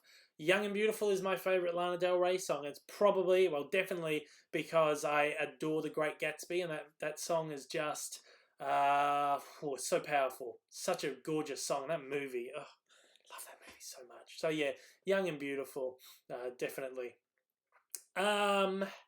Brick Clone, did you know that the pronoun of Lego is Lego, not Legos? Didn't know that. Thank you so much. It's actually quite interesting. There you go. Nathan Prentice. Any tips for shelving for Blu-ray and DVDs? IKEA. IKEA is an absolute god. All our DVDs are stored on IKEA shelves. All my books are stored on IKEA shelves. They're cheap, they're easy to put together, and they last. Although a couple of my shelves here are bowing because some of my books are just too heavy. But yeah, IKEA. IKEA.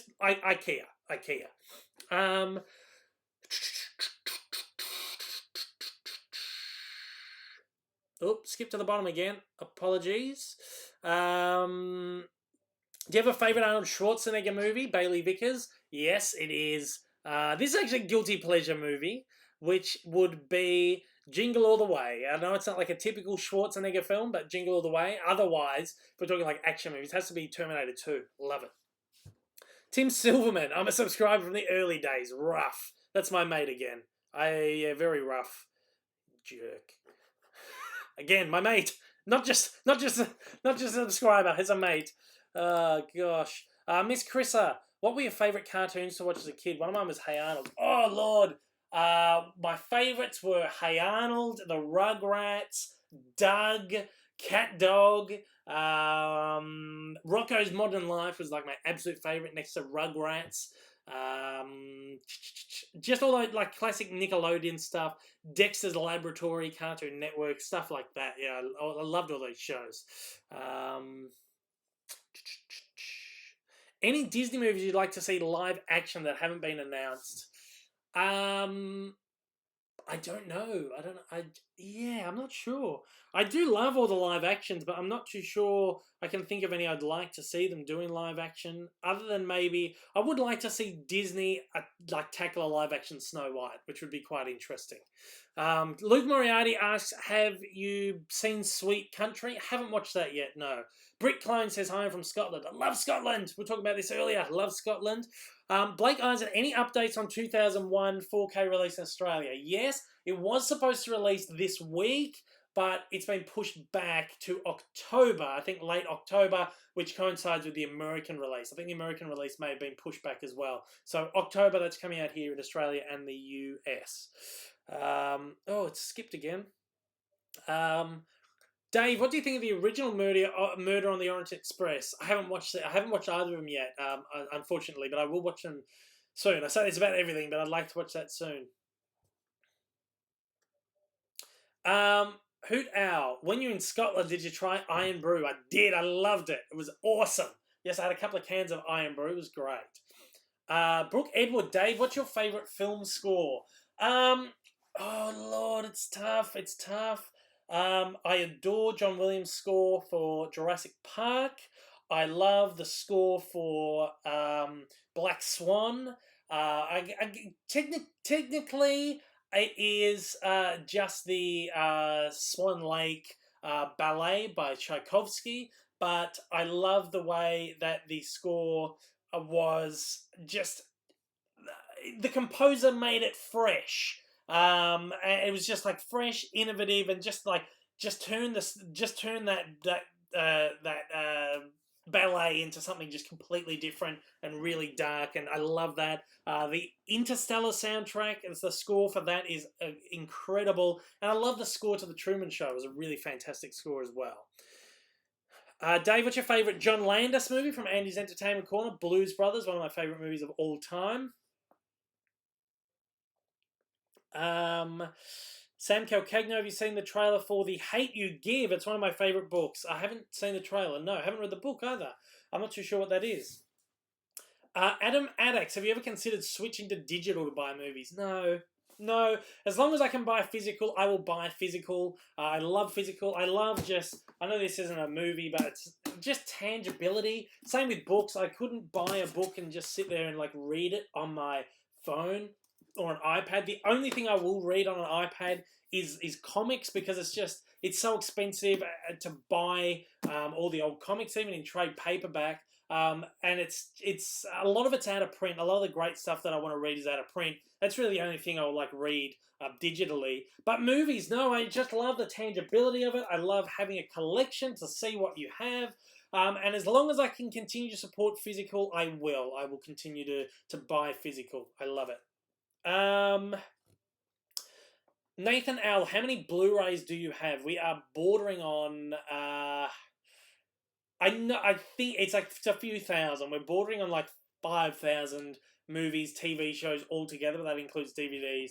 I think Blu-ray's like 3,000 something, maybe. I don't know. It's just a lot though. Yeah, it's crazy. Miss Chrissa, I really want to go to Toy Story. Yeah, Toy Story Land opened this week. It looks awesome. Can't wait.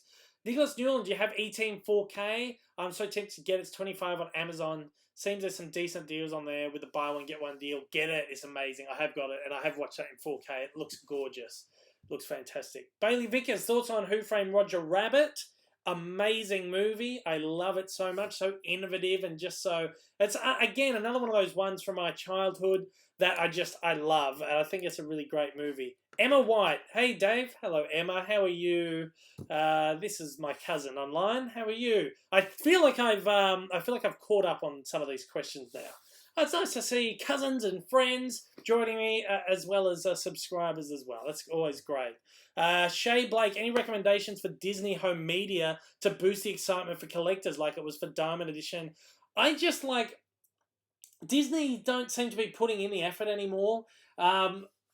Disney releases on home media are always an event.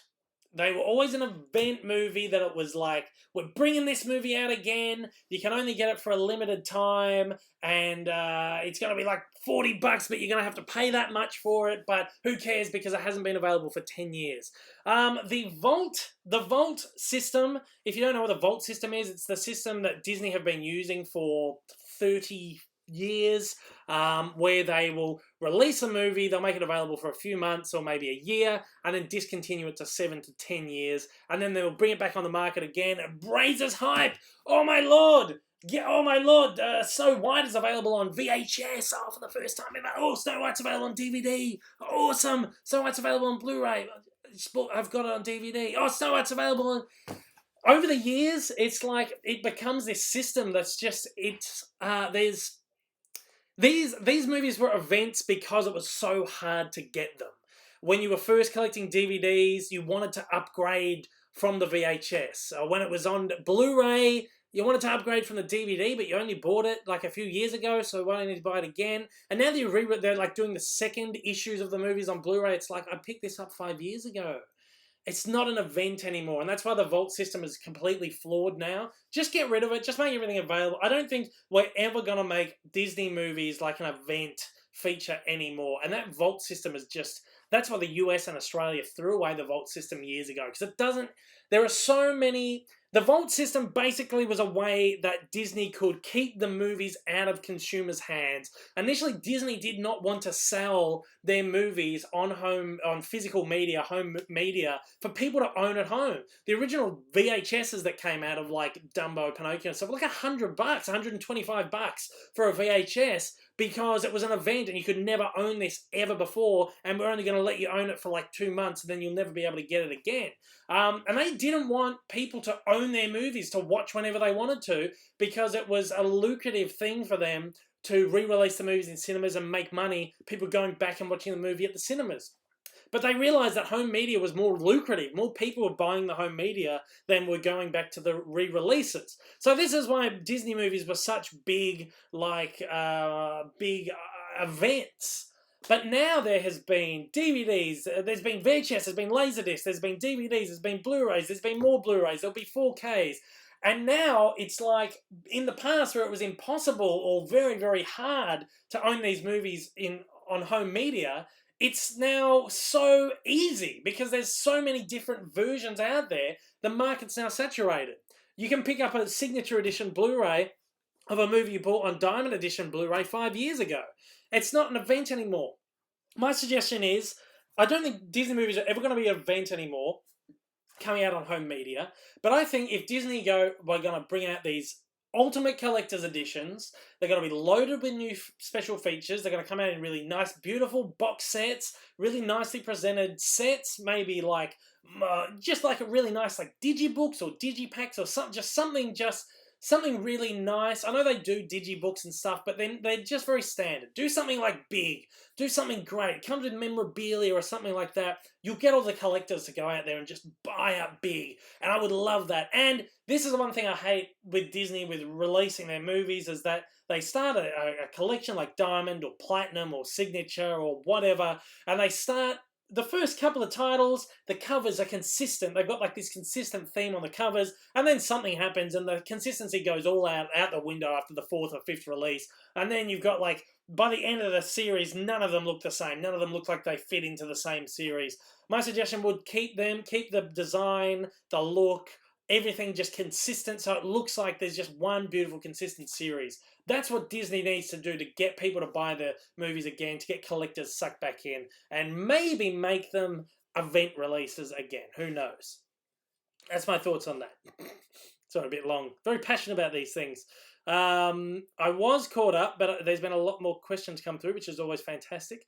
The movie fan, what's the worst movie you've ever seen? I really, really, really hated The Tree of Life. I know a lot of people love that, couldn't stand it. I really, really, really hated, it was actually the first movie I ever went to a preview screening of, or a premiere, Rock of Ages. Couldn't stand that. I loved I saw it on Broadway, I loved it. Hated the movie. But probably the worst I've ever seen. But yeah, that's pretty bad. And Tree of Life is bad. And there was one I saw recently, I think, that I just thought was bad. Can't remember though. Heath Tompkins, I absolutely love the Solo Star Wars story soundtrack. It's great. I love it. Splashback Bricks, would you recommend watching Harry Potter? Again, I'm someone who's only watched the first 4, but I would recommend them. I love Harry Potter. I've got, you probably can't see, I've got a collection of the books up there. I love the stories, and I just think it's just, I grew up when Harry Potter was like, I remember when the first book came out, let's put it that way, and it enriched my childhood, and the imagination of those books. I remember reading the book and then going to see the movie, and the movie was exactly the way you pictured the book in your head when you read it. Those books are just so incredible and so just like, they just spark the imagination. I would suggest, yes, watch the movies, because the imagination they'll inspire is incredible. And I would also suggest reading the books too, because they're just so beautiful. But again, that's coming from someone who's only watched 4 of the movies. Alex Foster Reviews, hi, what's your favourite MCU movie? Infinity War, easily, loved it. Blake Ison, Big with Tom Hanks, one of my favourite movies of all time. Do you know of where to get it on Blu-ray in Australia with the new importing rules? I've had a look but can't seem to find it. Big is also one of my favorite movies of all time. It is incredible, so good. Sorry, my nose is still really itchy. I don't know why. I'm not too sure. I had to import mine from Amazon ages ago because it's not been made available in Australia on Blu-ray. I just suggest look at Wow HD, import CDs, even check Amazon Australia because I know they are selling some American movie. They are selling. If you go to the global marketplace, there is actually an Amazon US store on Amazon Australia. The prices are okay, but you charge like $10 shipping per item, unless you're a Prime member, and anything over $50 is free shipping from the international stores. So check that. It might be on there, but there's not a huge selection on there at the moment. Luke Moriarty, what film do you believe should have won Best Picture 2017?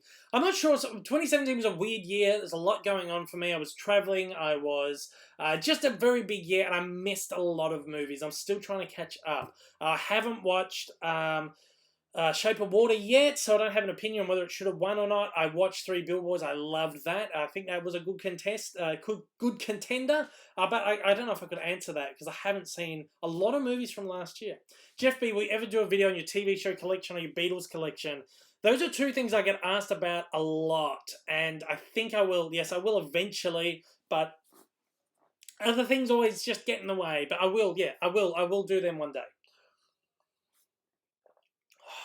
Just a little breather, a little bit of water. Bailey Vickers, have you seen 2003 Cheaper by the Dozen? Yes. Love that movie. I love Steve Martin. Steve Martin's one of my absolute favourites.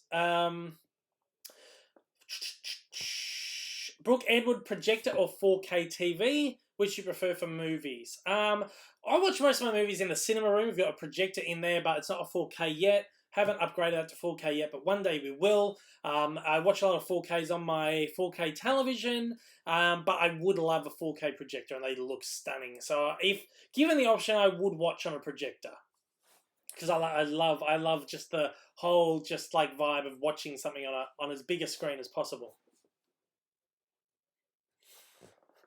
Nicholas Newland, got any suggestion of 4Ks to pair with the Amazon deal? Ideally not musicals, just not a big fan myself.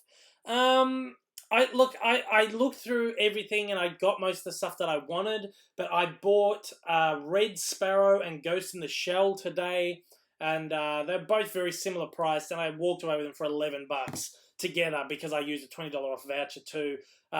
Red Sparrow is one I really want to watch, but Ghost in the Shell I don't think I'll like that much, but it's one I wanted to get. And I think I probably will like it. I'm not too sure about it. I didn't want to pay too much for it, and at $11 for two, I thought I'll finally pick this one up. Adam Addicts, are you going to buy and play Spider-Man PS4? Yeah, I think so. I'm not a huge gamer, but I used to play the Spider-Man games all the time when I was a kid, so I think I'll play that and enjoy it. Bailey Vickers, have you watched South Park? Yeah, I used to love it when I was younger. I'm not a huge fan of it now. Earlier years are really great. It's not something you say about South Park too much. It's smart, but it was. Some of the earlier stuff was actually fairly smart, but then it became very... It was always derogatory, but I think it became more towards shock value than actually trying to be somewhat smart, and that kind of turned me off that a little bit. But I guess you don't watch something like South Park for smarts, so...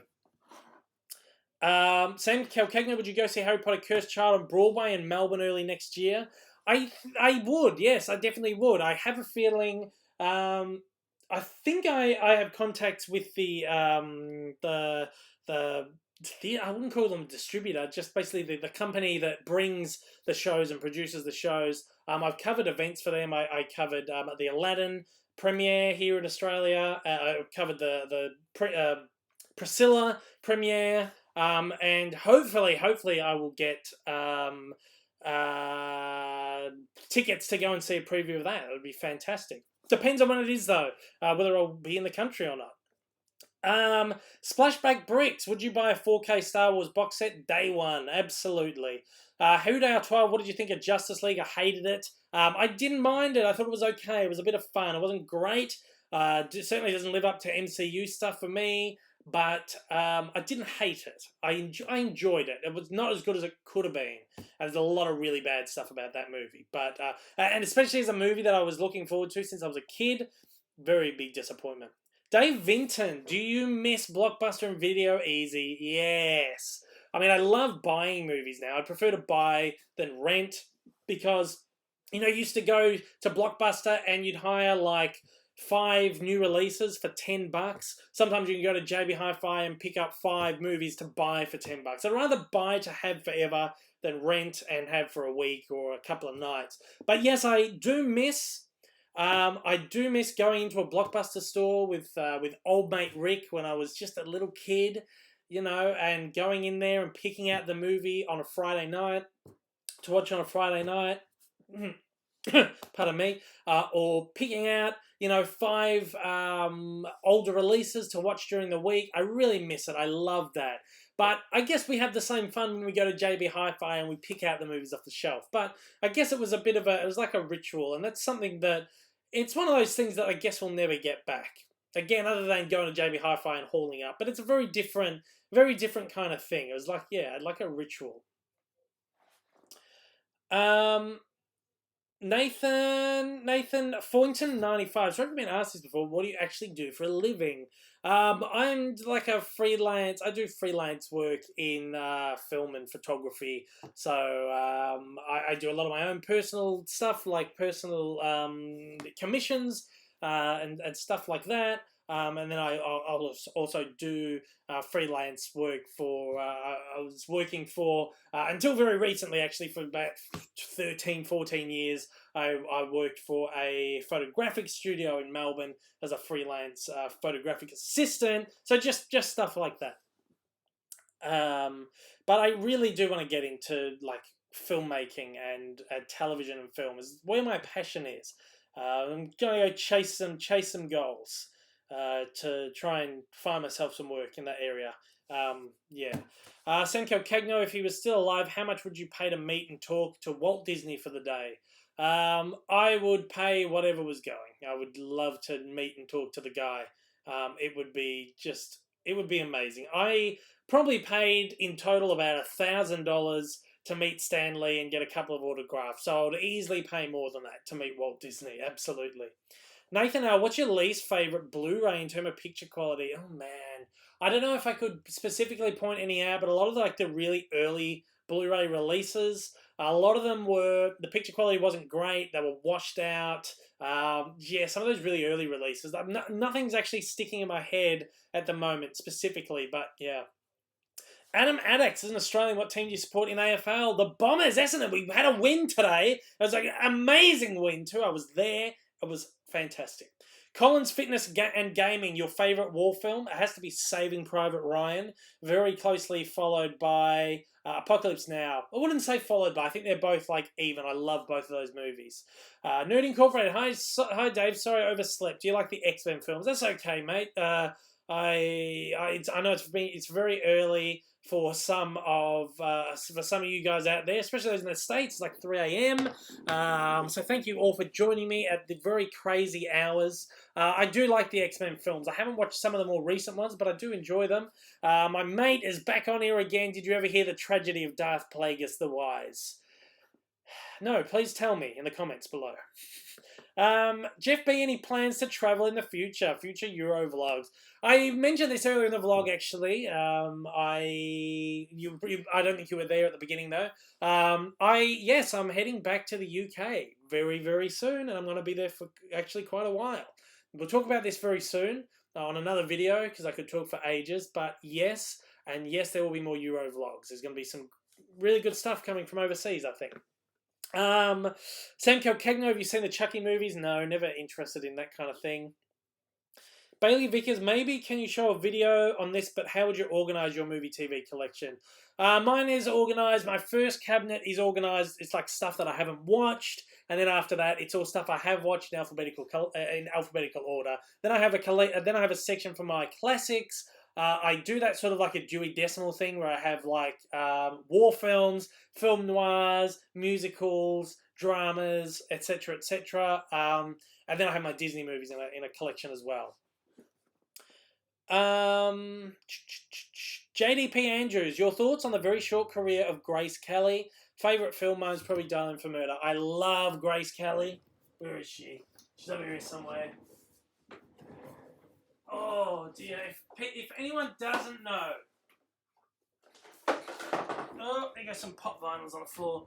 If anyone doesn't know Grace Kelly out there, this is her right here, and she is one of the most gorgeous, most fantastic actors Hollywood ever had. She did some really wonderful movies. Probably my favorite movies of hers, Darling for Murder, Rear Window. She did some great stuff for Alfred Hitchcock.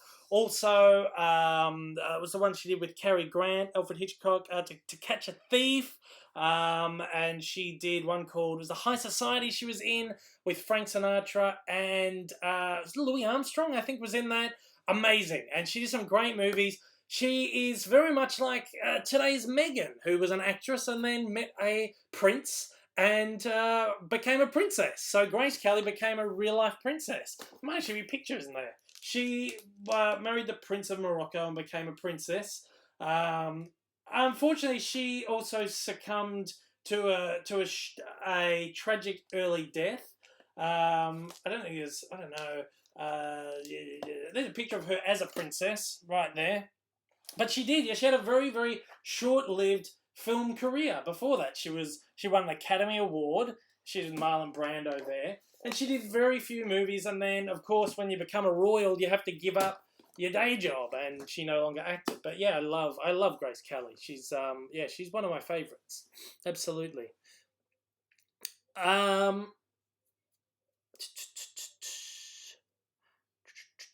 catching up on questions again. Sorry, guys. Nerd Incorporated. What do you prefer, X-Men or MCU? Man, MCU absolutely has to be. Nerd Incorporated says Blockbuster still does exist. There are a handful. Yeah, there are. There is actually one nearby me. It's only very small, but it's not the same thing. It's not like what it used to be. Going on a Friday night, it would be packed out with people. You'd have to fight people. I don't know. You might be too young to remember, but Blockbuster, even like maybe 15, 20 years ago, it was like you'd make the pilgrimage on a Friday night. There'd be so many other people there, and you would fight people off for the latest release. And if you didn't get the latest release, you had to be stuck with a lesser title. But it was always so much fun. It's not the same now. I mean, if I were to walk into a Blockbuster store, especially the one that's nearby me, there definitely wouldn't be the same selection, and there'd probably be maybe one or two other people in the store. It wouldn't be the same thing. Wouldn't be the same thing.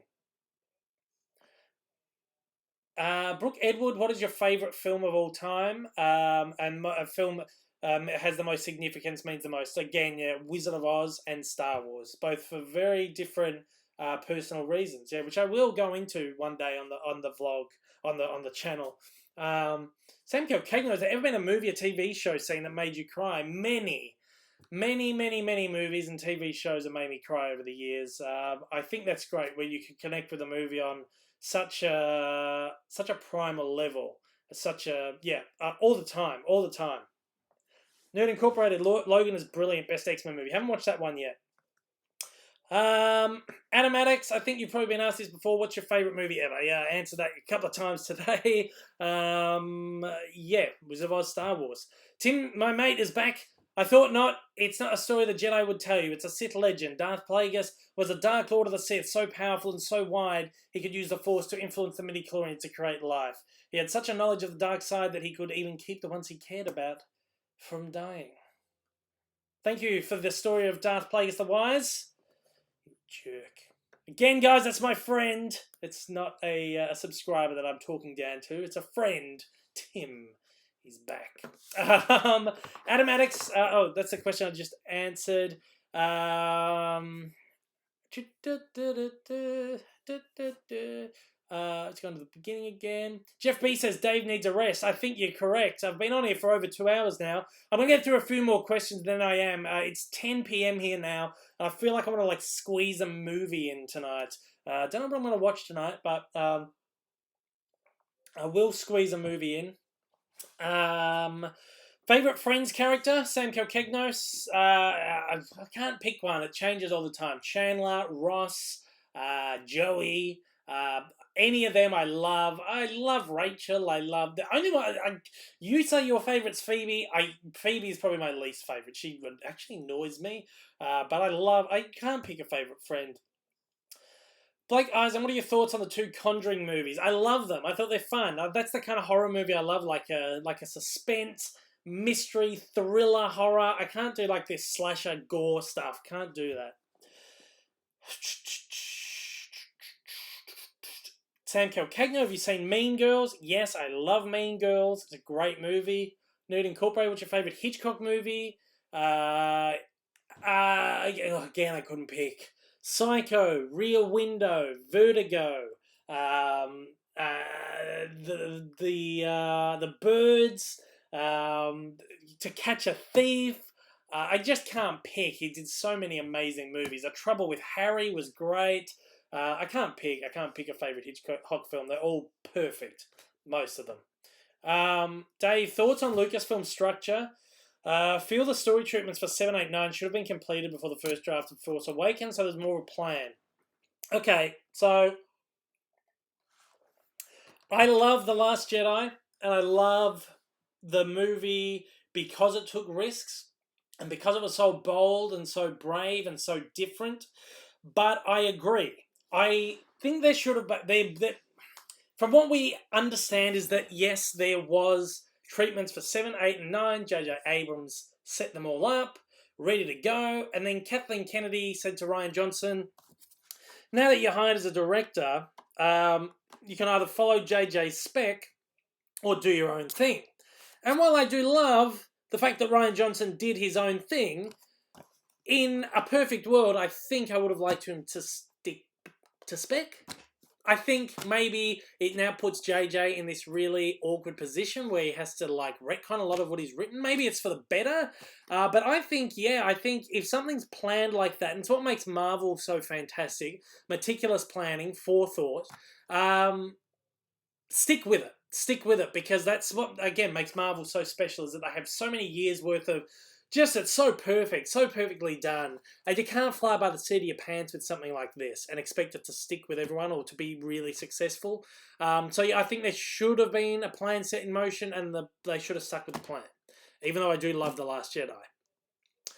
Velvet Melody is also high noon with regards to Grace Kelly. Yes, Gary Cooper, a really great Western movie. Yeah. What movie do you think is overrated? Sorry, it's skipped. This is from Hoodow12. I personally, to me, think The Dark Knight. Really? I love the Dark Knight movies. Overrated.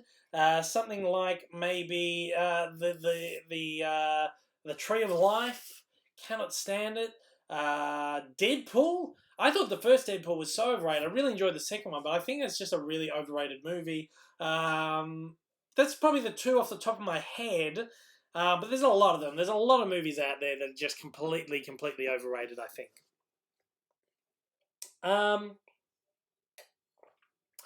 Nicholas Newland, have you seen Return to Oz? Movies gave me nightmares as a kid. Yes! Oh my lord! Yes, I've seen that as a kid and I hated it. It was so scary. Those guys on the wheels, I'm like, I hated that. It scared me so much. Yeah, it has a different tone, but that is because that one was done by Disney. The original Wizard of Oz was done by MGM. Basically, the Wizard of Oz stories are past. Their copyright has expired, so the stories and the characters are in public domain. So, but the MGM versions of the characters and the stories and the visuals, stuff like the Yellow Brick Road, the look of the Yellow Brick Road, stuff like Dorothy's ruby slippers that were silver in the book, stuff like that is copyright to MGM. So naturally, when Disney made a sequel to it, they couldn't carry across stuff like the ruby slippers or the visual appearance of Dorothy or the Tin Man or the Scarecrow or the Lion. And they basically went off what the books were, what they looked like in the book. And the book is very dark, and the characters, the situations, very creepy. And that's why there's such a distinction between what MGM did and what Disney did with Return to Oz. It's not an official sequel. It's like an unofficial sequel in the way that they could make it, because the characters and the stories were in public domain, but they wanted it to somewhat be connected with one of the greatest movies of all time. So that's why they're so different, so different. What are your thoughts on the Saw movies? Mitchell Morrissey, haven't watched any of them. Again, I can't get into like that slasher horror stuff. No, I should though, because the first one at least is an Australian movie. Nicholas Newland, watch Logan. I will soon, I promise.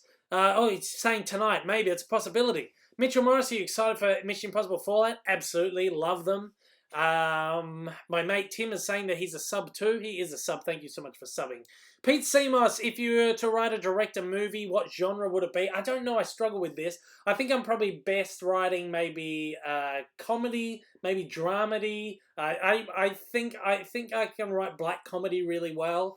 There's actually a series I've been like. For many years, I've been mapping out and writing and actually based on a true story. I feel like it's like a dark comedy, drama, romance kind of thing, adventure movie series, and I would love to one day get that off the ground. Is The Conjuring 2 worth watching? Absolutely, I loved it. I really liked it. Nerd Incorporated, hey Dave, we get Mondo Luke Cage Season 2 soundtrack vinyl. Actually said earlier in the video that, yeah, I bought it. I've ordered that. It's going to be great. I've listened to some of it. It's awesome. Adrian Gamer, do you like Baywatch? The movie wasn't great. I'd never really watched the series. North by Northwest, thank you, Velvet Melodies. Oh, that's another great one. That's a Hitchcock movie, by the way. Any Hitchcock movie with Cary Grant, James Stewart, Grace Kelly, who else is like a regular? So any of those guys, I think they're all just fantastic. Like they're like the best Hitchcock movies ever. We've got a super chat here from Blake. Thank you again for pledging again. It's been a great night, Dave. Going off to head off and research some things. See you in the next video and hope to have another release soon. Yes, we will have another one soon. And with that, I am going to sign off very, very soon. So I do have to ask, because I love to get to as many questions as I can. I've been on here over 2 hours now. My throat's hurting. My mouth's dry. I will get to the rest of the questions that are here, but I would please like to just nicely ask that no more questions now. Just whatever's here is here. I'm happy for you to keep talking in the chat to everyone here, but I'm only going to answer the questions that are left here because I feel like I need a break now. I'm going to go and watch a movie and just chill for the rest of the night. But this has been fantastic. I'm really enjoying this. So we've got Andy's Entertainment Corner. Dave, what's your favourite all-time horror or thriller? The Shining. Love it.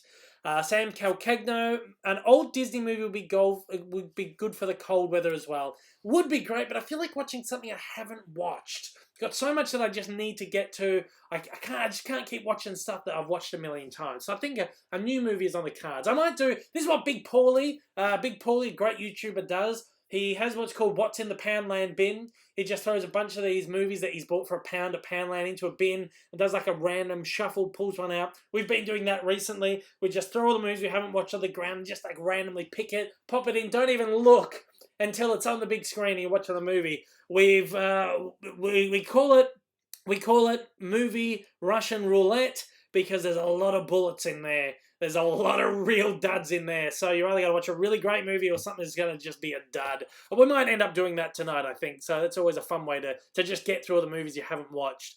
I'm thinking I'd like to do what you do here. Love movies, collecting them, talking about them. What's your advice to get started? Nathan Thornton, 95. Be yourself. Be proactive. And make sure you are constantly creating content. That's the only way you're going to get people's attention is if you're and retain viewers to keep creating content day after day. When I first started, I was daily vlogging, and that was crazy. I like to do bigger, better videos now that I can put more planning and more thought and more actually write.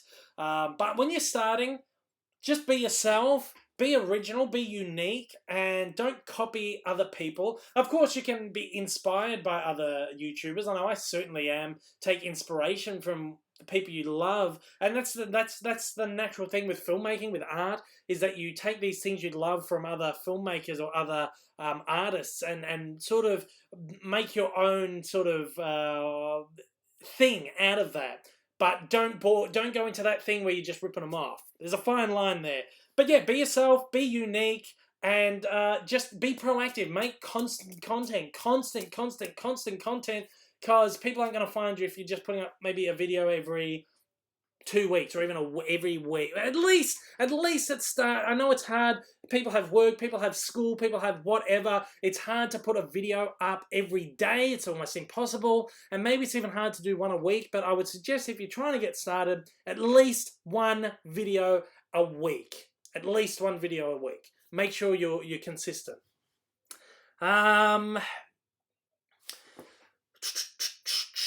What else we got? Adam Addicts, would you rather watch Batman and Robin or 2015? Batman and Robin, that's a guilty pleasure. And Batman Forever. I love those movies. They're so crap, but I would watch them. I would watch them over 2015 Fantastic Four. Absolutely.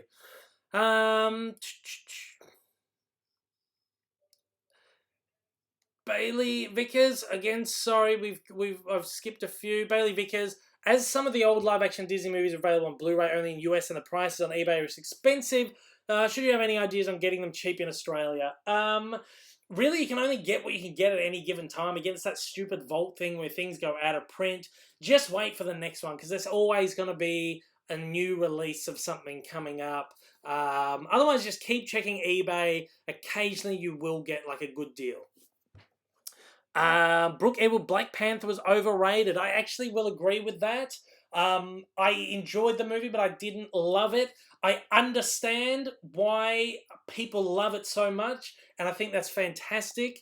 And I absolutely love like the cultural aspect of the movie, and I understand how that is such a wonderful, amazing cultural revelation.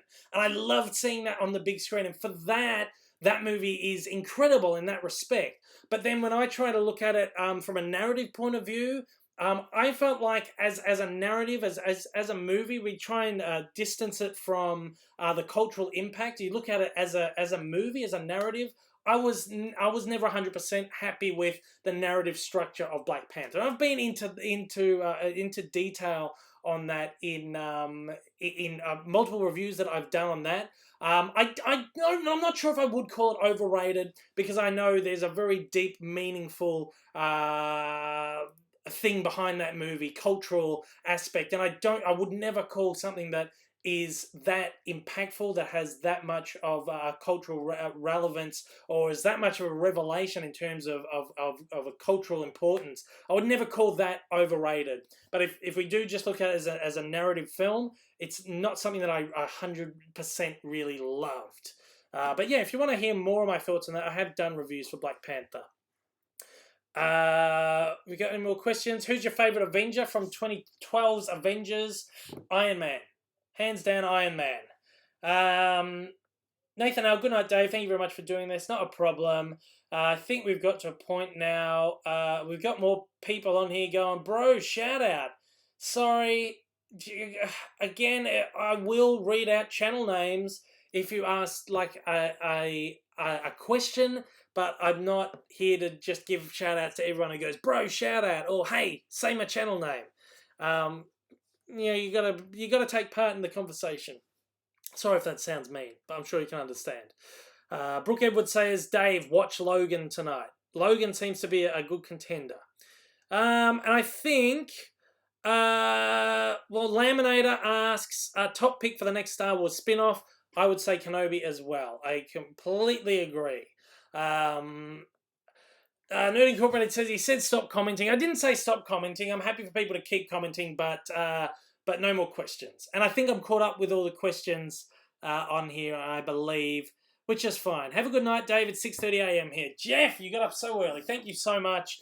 Look, guys, I am going to close this out. I've been here for almost 2.5 hours, which is awesome. Thank you so much for coming on here, for commenting, for sending, for the amazing people, Blake Eisen, Dainty, who sent super chats, actually pledged real life money, which is just amazing. Like, I didn't even know it's a thing until I did this the first time. Of course, I don't expect people to do the super chats, so it's always so appreciated when you do send them in. So thank you to those guys who chipped in on the super chat today. And yeah, to absolutely everybody who joined me, who came by, who sent some questions, who just chatted with other people. I love it. I love this little community that's built up. This is what I wanted the whole time.